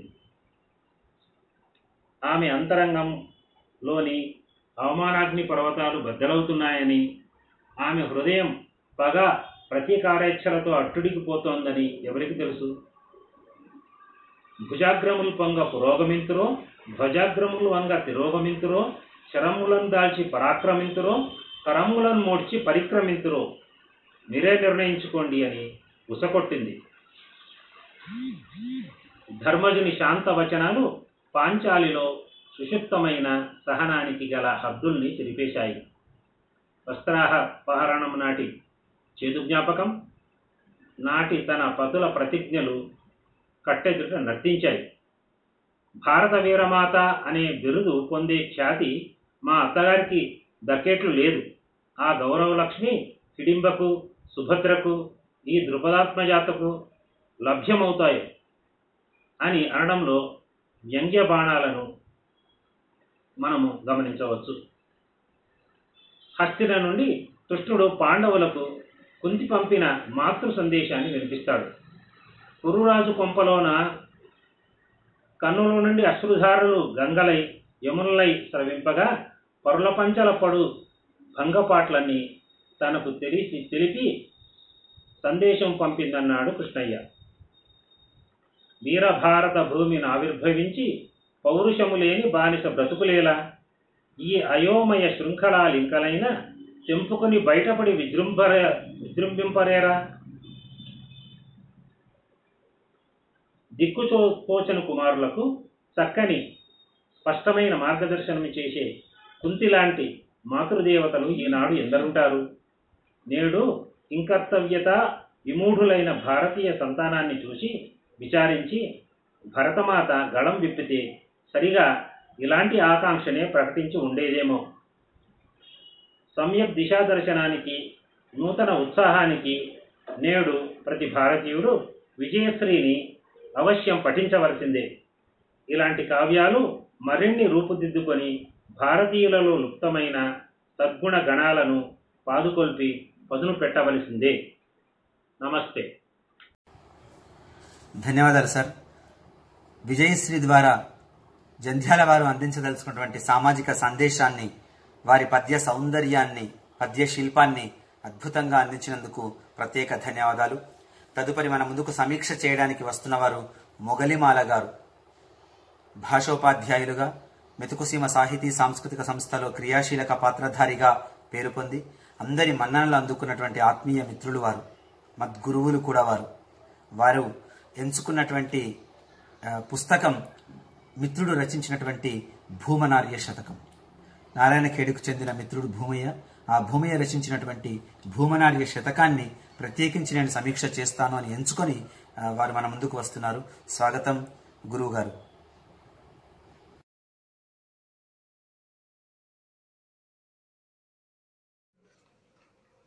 మెతుకుసీమ సాహితీ సాంస్కృతిక సంస్థ సంగారెడ్డి జిల్లా వారి ఆధ్వర్యంలో పుస్తక సమీక్ష.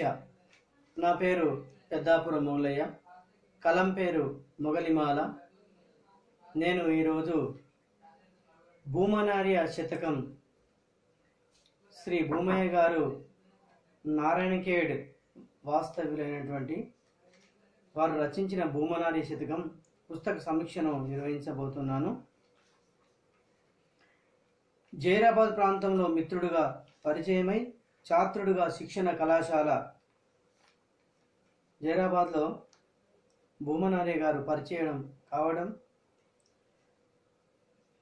అతడు హనుమంతరావుపేట నివాసి, సౌమ్యుడు, మాతృభాషపై మక్కువ ఎక్కువ, దేశభక్తి, గురుభక్తి, దైవభక్తి, తల్లిదండ్రులపై సేవా దృక్పథం, విద్యపైన ఆసక్తి కలిగిన భూమనార్యుడు కవిమిత్రుడుగా దగ్గరైనాడు. వారు రచించినటువంటి భూమనార్య శతకం నారాయణఖేడ్ ప్రాంతంలో సాహితీ మిత్ర మండలి వ్యవస్థాపక ప్రధాన కార్యదర్శిగా తెలుగు భాష అభివృద్ధి కోసం శ్రమిస్తున్న సాహిత్య కృషివరుడు.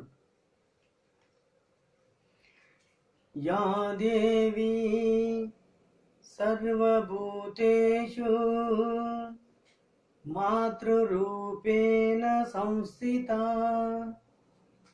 అన్నట్టు భూమిపై జన్మించిన ఏ వ్యక్తి అయినా కన్న తల్లిదండ్రుల్ని సేవించాలని, మాతృభూమిని దేశభక్తితో గౌరవించాలని భూమనార్య శతకం ద్వారా ఉద్బోధించాడు. అందులోని పద్యాలు ఉదాహరణగా కొన్ని మీ ముందు ఉంచబోతున్నాను. దేశభక్తికి సంబంధించినటువంటి ఓ పద్యాన్ని ఉదాహరణగా మీ ముందు ఉంచుతాను.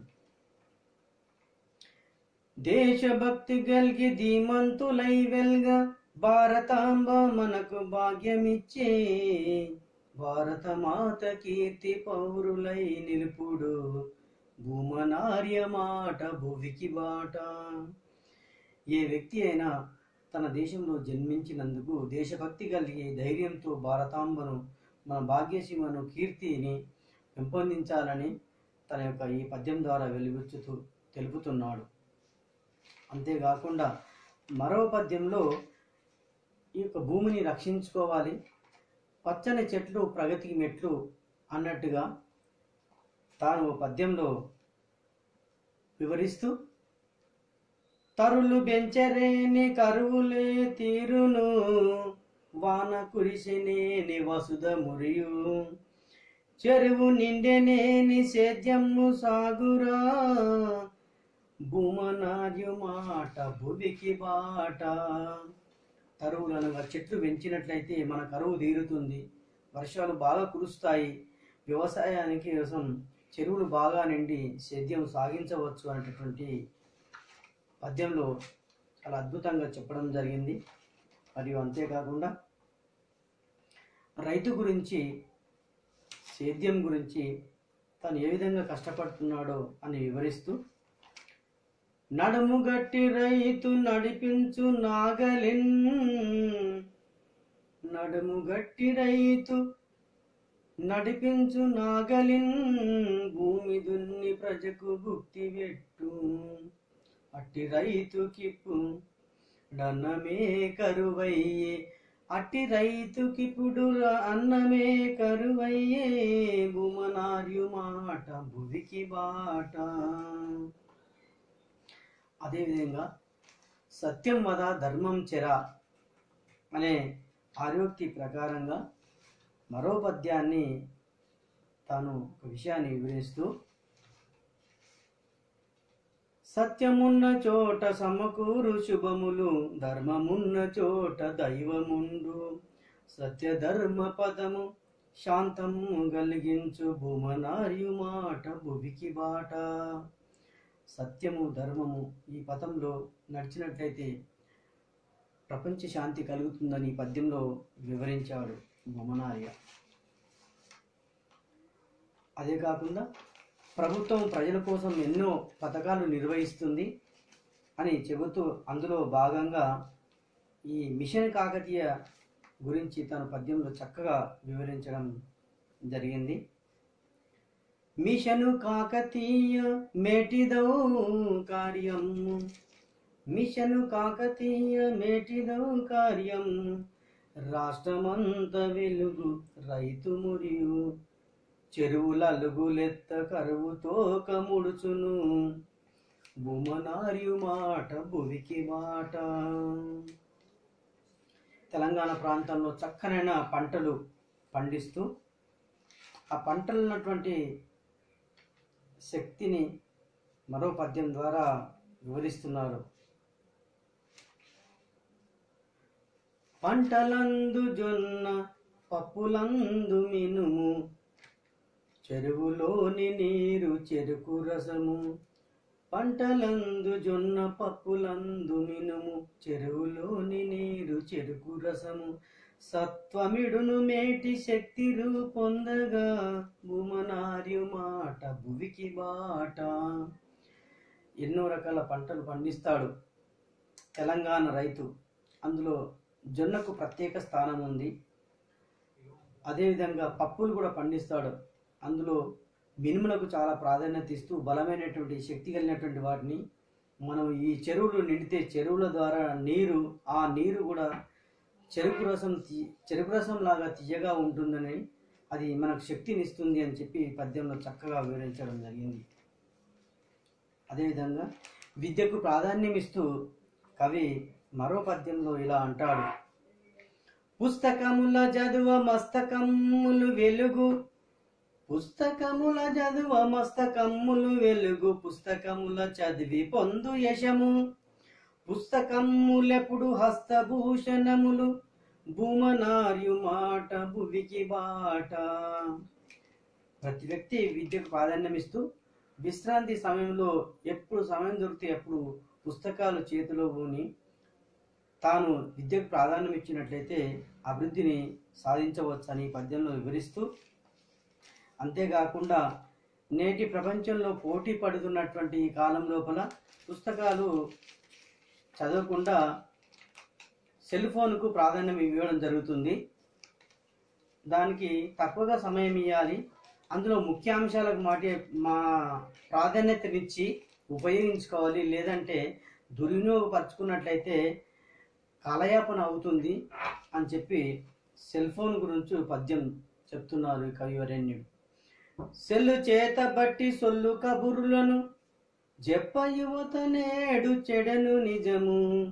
సెల్లు చేత బట్టి సొల్లు కబురులను చెప్ప యువత నేడు చెడను నిజము. సెల్లు విడిచెనేని సేమమ్ము గలుగును భూమనార్యు మాట భువికి బాట. మరో పద్యంలో విద్య మరియు గురువు గురించి ఇలా చెప్తున్నారు కవివరేణ్యులు.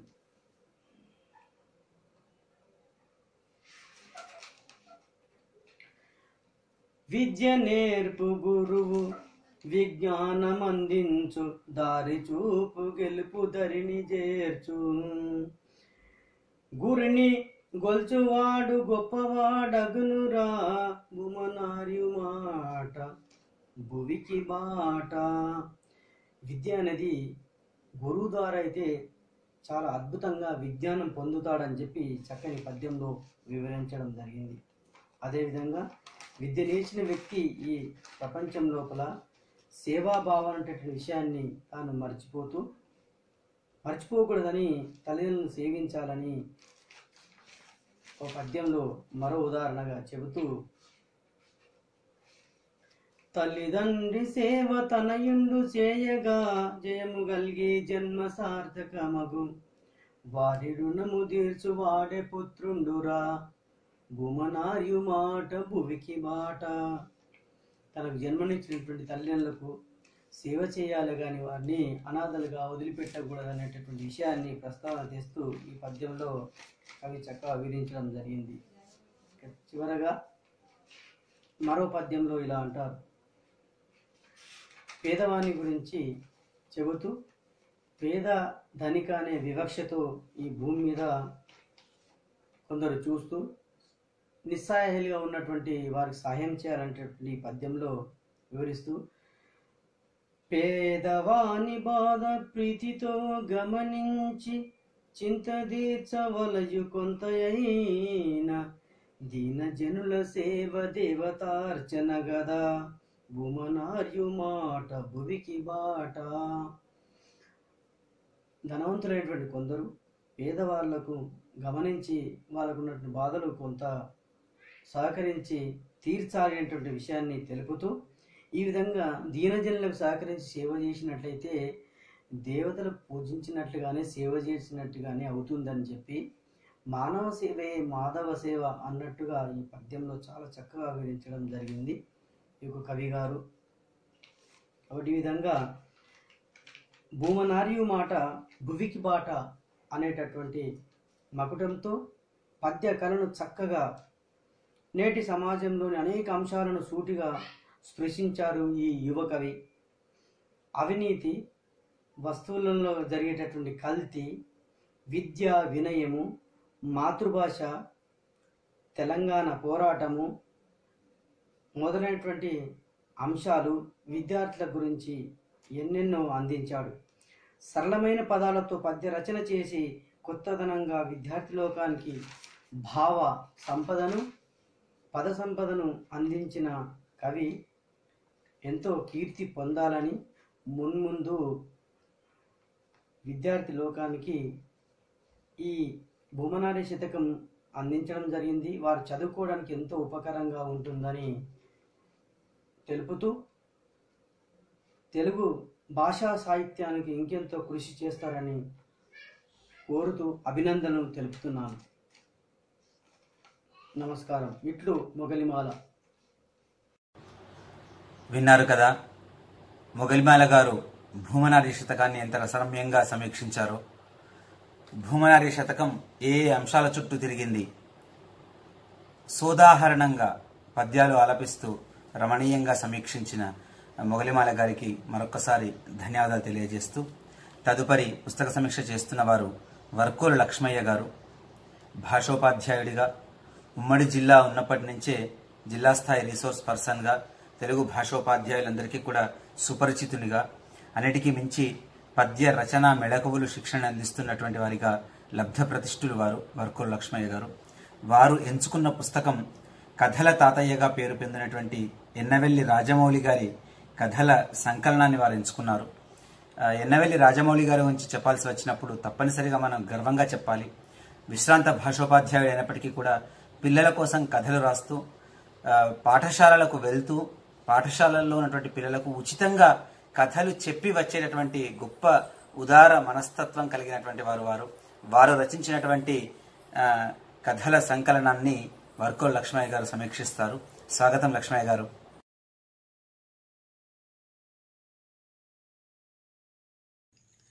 అందరికీ నమస్కారం.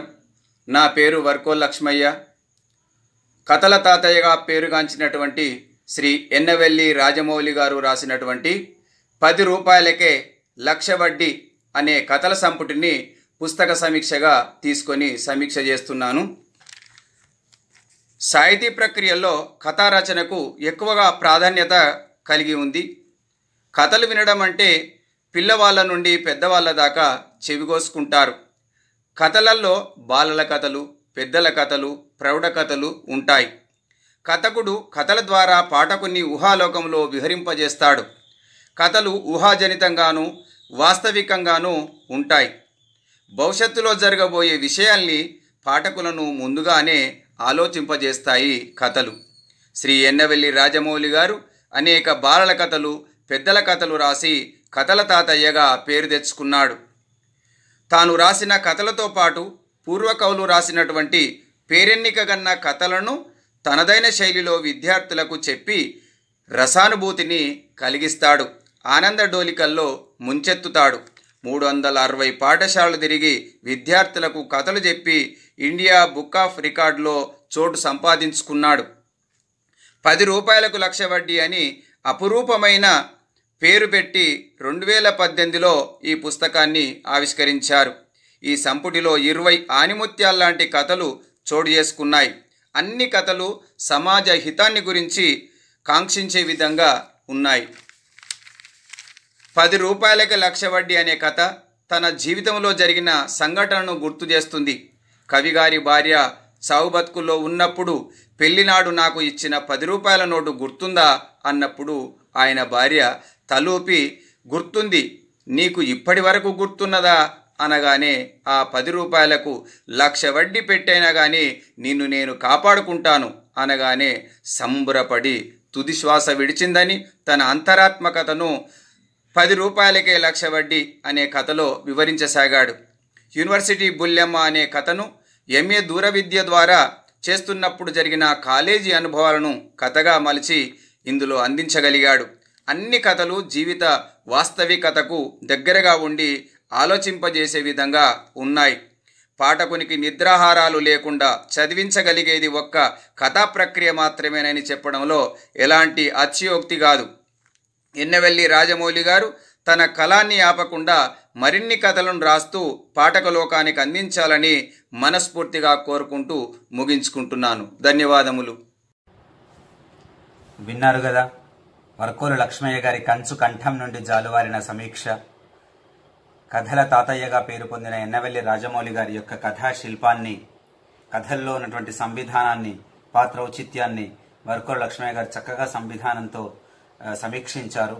వారికి ధన్యవాదాలు తెలుపుతూ, తర్వాత ఆత్మీయ మిత్రుడు, పాఠ్యపుస్తక రచయిత, పద్యకవి, నల్గొండ జిల్లా అనగానే గుర్తుకు వచ్చే సాహితీ మిత్రుడు సాగర్ల సత్తయ్య గారు.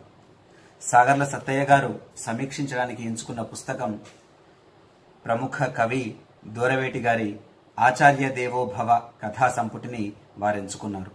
అవన్నీ ఉపాధ్యాయ కథలే. ఉపాధ్యాయుడు రాసినటువంటి ఉపాధ్యాయ కథల్ని ఒక ఉపాధ్యాయుడు సమీక్షించడం అనేది ఇందులో విశేషం. ఆ సమీక్షను ఇప్పుడు మనం చూద్దాం. స్వాగతం సత్యన్న.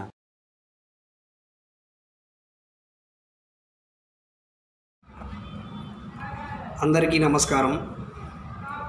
మెతుకు సీమ సాహితీ సంస్థ పక్షాన నిర్వహిస్తున్నటువంటి పుస్తక సమీక్షలో భాగంగా ఈరోజు నేను ప్రముఖ కవి, రచయిత, నవలాకారుడు, చిత్రకారుడు, నాట్యాచార్యులు, ఇలా బహుముఖ ప్రజ్ఞాశాలి దూరవేటి గారి ఆచార్య దేవోభవ కథా సంపుటిని సమీక్షించదలిచాను. ముందుగా నా పేరు సాగర్ల సత్తయ్య, నల్లగొండ, తెలుగు భాషోపాధ్యాయుడిగా పనిచేస్తున్నాను. దూరవేటి గారి సాహిత్యంపై కాకతీయ విశ్వవిద్యాలయంలో పరిశోధక విద్యార్థిగా ఉన్నాను. దూరవేటి గారు తెలుగు సాహిత్యంలో స్పృశించని ప్రక్రియ లేదు. కథా సంకలనాలు రాశారు, నవలలు రాశారు, జీవిత చరిత్ర రాశారు, వ్యాసాలు, వేల వ్యాసాలు రాశారు. అదేవిధంగా శతకాలు రాశారు, ఖండకావ్యాలు రాశారు. ఇటు పద్య కవిగా, వచన కవిగా, కథకుడిగా, నవలాకారుడిగా వారు ప్రతి ప్రక్రియలో రచనలు చేశారు. అటువంటి దూరవేటి గారి కలం నుంచి జాలువారిన ఒక అద్భుతమైన గ్రంథం ఆచార్య దేవోభవ. ఈ ఆచార్య దేవోభవ ఉపాధ్యాయ నేపథ్యంలో ఉపాధ్యాయుడి జీవితం చుట్టూ తిరిగే కథలు ఇందులో మనకు కనిపిస్తాయి. సమాజంలో గురువు స్థానం అత్యున్నతమైనది. తల్లిదండ్రుల తరువాత వ్యక్తి జీవితంలో అత్యున్నతమైన వాడు గురువు. శిశువుకు విలువలు నేర్పించడం, మంచి వ్యక్తిగా తీర్చిదిద్దడంలో గురువు పాత్ర ఎన్నలేనిది. అభివృద్ధి పదంలో నడిచే ప్రతి సమాజంలో గురువుల పాత్ర తప్పకుండా ఉంటుంది. ఆదర్శ ఉపాధ్యాయులు కేవలం పాఠ్యాంశాలను మాత్రమే బోధించరు. ప్రపంచ గమనాన్ని అవగతం చేయడంతో పాటు విద్యార్థుల నడవడికను తీర్చిదిద్దడం అనేది ఆదర్శ ఉపాధ్యాయుడి లక్షణం. ఉన్నతమైన ఆశయాలు బోధించడం ద్వారా ఆ ఆశయ సాధన దిశగా ఒక దిశానిర్దేశం చేసేటటువంటి పాత్ర గురువుది. అలాంటి గురువు ఎప్పటికీ కూడా విద్యార్థుల యొక్క మనసుల్లో చెరగని ముద్ర వేస్తారు. వారి మనసుల్లో దేవుడిగా నిలిచిపోతారు. ఇటువంటి పవిత్రమైన ఉపాధ్యాయ వృత్తి గురించి దూరవేటి రాసిన కథల సమాహారమే ఆచార్య దేవోభవ. దూరవేటి గారు వృత్తిరీత్యా ఉపాధ్యాయులు, ప్రవృత్తిరీత్యా చేయి తిరిగిన రచయిత, కవి. తాను ఉపాధ్యాయ వృత్తిలో ఉండడం వల్ల ఆ వృత్తిలోని మంచి చెడులను పరామర్శిస్తూ రాసిన కథలు ఈ ఆచార్య దేవోభవ కథలు. ఉపాధ్యాయ వృత్తిలోని సాధక బాధకాలను సాధికారికంగా ఈ కథల్లో వారు చర్చించగలిగారు. ప్రభుత్వ పాఠశాలలో ఉన్న సమస్యలు, ఉపాధ్యాయుల్లో ఉండే అంతర్గత వైరాలు, తద్వారా ఉపాధ్యాయ వృత్తి పట్ల సమాజంలో తగ్గుతున్న గౌరవం, క్రమశిక్షణ పేరుతో విద్యార్థుల్లోని సృజనాత్మకతను దెబ్బతీయడం, ఇటువంటి అంశాలను ఎటువంటి భేషజాలు లేకుండా రచయిత ఈ కథల్లో ఆవిష్కరించడం జరిగింది. ఉపాధ్యాయ సంఘాల పేరిట పాఠశాలలో ఎగ్గొట్టేటటువంటి ఉపాధ్యాయులు అవార్డుల కోసం కక్కుర్తి పడుతున్న విధానం నిర్మోహమాటంగా ఈ కథల్లో చర్చించడం జరిగింది. ఉపాధ్యాయుడు సమాజానికి ఆదర్శంగా నిలవాలి అనే అవసరాన్ని ఈ కథలు నొక్కి చెప్తాయి. మొత్తం ఆచార్య దేవోభవ కథా సంపుటిలో 16 కథలు చోటు చేసుకున్నాయి. దేనికదే ఒక గొప్ప కథగా, ఒక అనర్ఘరత్నంలాగా మనకు కనిపిస్తాయి. అన్ని కథలు కూడా ఉపాధ్యాయ సమాజానికి ఒక గొప్ప సందేశాన్ని ఇచ్చే కథలుగా మనకు కనిపిస్తూ ఉన్నాయి. పిల్లల ఆదరణకు మించిన అవార్డు మరొకటి ఉండదు. నిజమైన ఉపాధ్యాయుడికి పిల్లలకు ఆదరణకు మించిన మంచి అవార్డు అనేది ఉండదు. పిల్లల కళ్ళలో కనిపించే వెలుగులే నిజమైన అవార్డులు ఈ సందేశాన్ని ఇచ్చేటటువంటి కథ ఉత్తమోపాధ్యాయ అనే ఒక కథ మనకి ఇందులో కనిపిస్తుంది. ఇతర ఉపాధ్యాయుల గురించి చెడుగా మాట్లాడే ఉపాధ్యాయులు, తాగి రోడ్లపై ఊగే ఉపాధ్యాయులకు చురకలు అందించేటటువంటి కథ లచ్చిదొంగ లక్ష్మణరావు. భార్యాభర్తలు ఉద్యోగులైన ఇంట్లో బాధలను ఏకరువు పెట్టే కథ కిక్ పాయింట్. ఉపాధ్యాయ వృత్తిలో విలువలు దిగజారుతున్న విధానం, కులతత్వం, మతతత్వం, వేళ్ళూనుకున్న వైనం, వ్యక్తిగత భావజాలాన్ని విద్యార్థులపై రుద్దుతున్న తీరు, వీటిని ఎండగట్టేటటువంటి కథ నిర్మాతలు. కరడుగట్టిన పాత భావాలను విడనాడి పరిస్థితులకు అనుగుణంగా తనను తాను దిద్దుకోగలవాడే ఉత్తమ ఉపాధ్యాయుడు అనే సందేశాన్ని ఇచ్చే కథ తథాస్తు. ఉత్తమ ఉపాధ్యాయ అవార్డు ఎంపిక ప్రహసనాన్ని నిలదీసే కథ ఆచార్య దేవోభవ. ఆడపిల్లలపై జరుగుతున్న యాసిడ్ దాడులు, అఘాయిత్యాలకు పరిష్కారం చూపే కథ విన్నపం. పరీక్షల్లో కాపీయింగ్ను ప్రోత్సహిస్తూ పోలీసులు, ఉపాధ్యాయులు వ్యవహరిస్తున్న తీరును నిరసించే కథ జర చూసుకో. ఆలస్యంగా బడికి వెళ్ళడం నచ్చని ఓ ఉత్తమ ఉపాధ్యాయుడి కథ గుర్తింపు. సెల్ ఫోన్ వల్ల తిప్పలను హాస్యస్ఫోరకంగా చెప్పిన కథ ఇల్లాలు సెల్లాలు. మంచి అలవాట్లను ప్రబోధించే కథ టిక్ టిక్ టిక్. జీవితంలో విజయం సాధించడానికి మార్కులు మాత్రమే ప్రమాణం కాదు అని చెప్పే కథ పశ్చాత్తాపం. కష్టంతో కాకుండా ఇష్టంతో విద్యార్థులు చదివేలా చేయాలని చెప్పే కథ చదువు.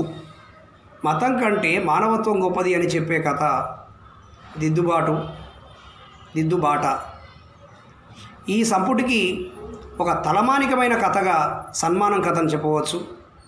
ఆత్మీయతతో కాకుండా కేవలం మొక్కుబడిగా చేసే సన్మానాలు నిజమైన ఉపాధ్యాయుడికి సంతృప్తిని ఇవ్వలేవు అని చెప్పేటటువంటి కథ ఇది. రంగారెడ్డి మాస్టర్ పాత్ర ద్వారా ఆదర్శ ఉపాధ్యాయుని లక్షణాలను దొరవేటి గారు చాలా అందంగా ఆవిష్కరించారు. ఎంతకాలం జీవించామని కాదు, ఏం సాధించావు అన్నదే ముఖ్యం అని చెప్పే సందేశాన్ని ఇచ్చేటటువంటి కథ చివరకు మిగిలేది. ఈ విధంగా ఉపాధ్యాయ వృత్తికి సంబంధించి అనేక కోణాలు ఈ కథల్లో చిత్రించబడ్డాయి. ఒక్క మాటలో చెప్పాలంటే గురువుల ఔన్నత్యాన్ని చాటే కథలు ఆచార్య దేవోభవ కథలు. వాస్తవిక జీవనాన్ని ప్రతిబింబించే ఈ కథలు పాత్రోచితమైనటువంటి సంభాషణలతో పాఠకులను ఆకర్షిస్తాయి. ఉపాధ్యాయ రంగంలోకి అడుగు పెట్టబోయే యువతరానికి స్ఫూర్తినిచ్చేటటువంటి కథలు ఇవి. ఉపాధ్యాయ రంగంలో ఇప్పటికే స్థిరపడిన వారికి తమను తాము మెరుగుపరుచుకోవడానికి సాధనాలుగా ఈ కథలు ఉపకరిస్తాయని భావిస్తూ ప్రతి ఒక్కరూ ఆచార్య దేవోభవ పుస్తకం చదవాలని, ప్రత్యేకించి ఉపాధ్యాయ వృత్తిలో ఉన్నవాళ్ళు తప్పనిసరిగా చదివి తీరవలసినటువంటి గ్రంథం ఆచార్య దేవోభవ అని తెలియజేస్తూ అవకాశం ఇచ్చిన మెతుకు సీమకు ఔసుల భానుప్రకాష్ గారికి కృతజ్ఞతలు తెలియజేస్తూ ముగిస్తున్నాను. సాగర్ల సత్తయ్య గారి సమీక్ష వింటూ ఉంటే దూరవేటి గారి కథల్ని ప్రత్యక్షంగా చదివిన అనుభూతి మనకు కలుగుతుంది. అంత అద్భుతంగా సమీక్షించారు సత్యన. మరొకసారి మెతుకుసీమ సంస్థ పక్షాన మీకు ప్రత్యేక ధన్యవాదాలు. ఈ పుస్తక సమీక్షల పరంపరలో భాగంగా చిట్ట చివరగా నారాయణఖేడ్ కవిమిత్రుడు, భాషోపాధ్యాయుడు దిడ్డి మారుతి గారు పుస్తక సమీక్ష చేయడానికి మన ముందుకు వస్తున్నారు. వారు ఎంచుకున్న పుస్తకం మరొక కవిమిత్రుడు రచించినటువంటి చిన్ని తల్లి శతకం. ఆ కవిమిత్రుడు ఎవరో కాదు, వడ్ల రాజయ్య గారు. పద్యకవిగా, మా అడుగులను తన కంఠంలో వంపుకున్న వారిగా, శంకరాభరణం సమూహంలో రెగ్యులర్గా అవధానాలు జరుగుతూ ఉంటే, నిషిద్ధాక్షరి చేసే పృచ్ఛకులు ఎవరున్నారో అని వెతుకుతూ ఉంటే, వేళ్ల మీద లెక్క పెట్టగలిగిన 5గురిలో రాజన్న ఒకరు. అద్భుతంగా నిషేధం చేయగల సమర్థులు. అటువంటి వడ్ల రాజయ్య గారు రచించిన చిన్ని తల్లి శతకాన్ని మారుతి గారు సమీక్షించబోతున్నారు. స్వాగతం మారుతి గారు.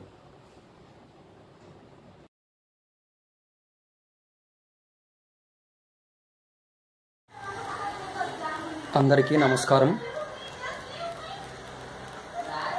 నేను చేయబోయే పుస్తక సమీక్ష చిన్ని తల్లి శతక పుస్తక సమీక్ష.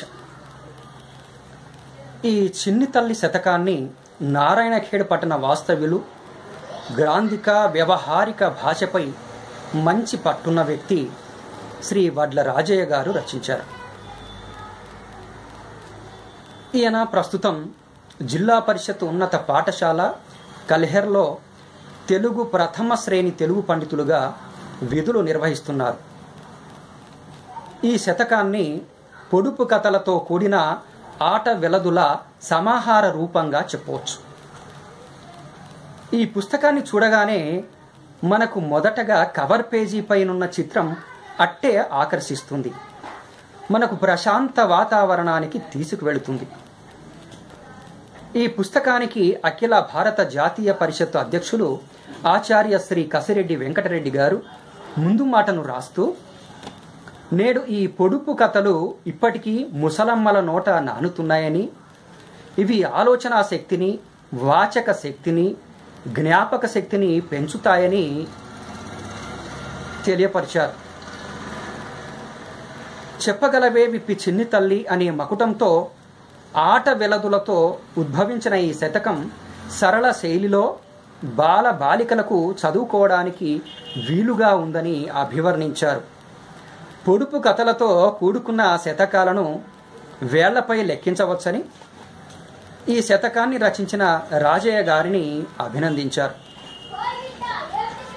అలాగే సమస్య పుచ్చక చక్రవర్తి శ్రీ కంది శంకరయ్య గారు తన ముందు మాటలో పొదుపు కథలనేవి విద్యార్థుల జ్ఞాన పరిధిని విస్తరింప చేసుకోవడానికి ఉపయోగపడతాయని, వీటి ద్వారా పెద్దలు పిల్లలు మనోల్లాసం పెంపొందడంతో పాటు జ్ఞాన సముపార్జన చేసుకుంటారని తెలుపుతూ రాజయ్య గారిని అభినందించారు.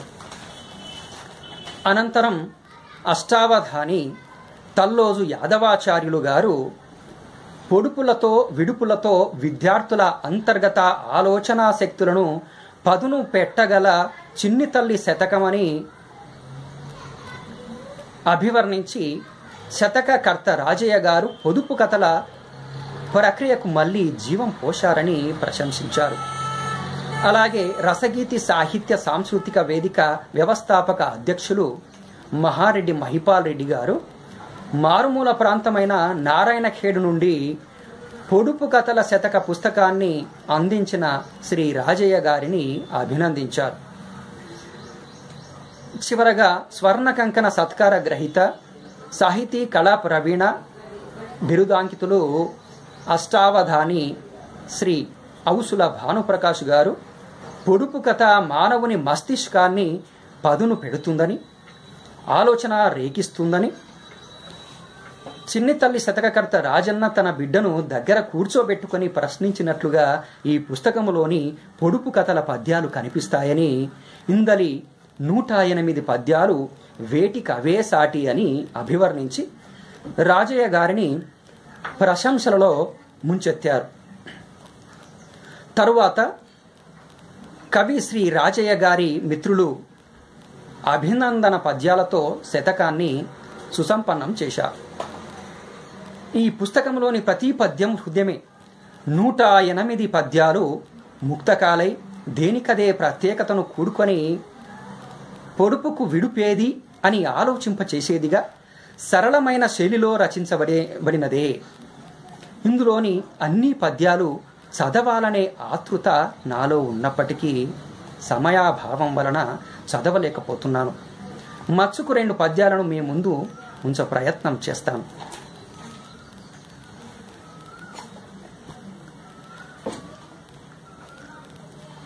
భయము జందలేదు వానకు నెండకు పడగ విప్పుగాని పాముగాదు, గాలి వీచనేని గజగజలాడును చెప్పగలవే విప్పి చిన్ని తల్లి అంటూ చక్కటి భావయుక్తంతో సరళమైన పదాలతో రాయబడినటువంటి పద్యం ఇది. అలాగే మరొక పద్యానికి వెళ్తే,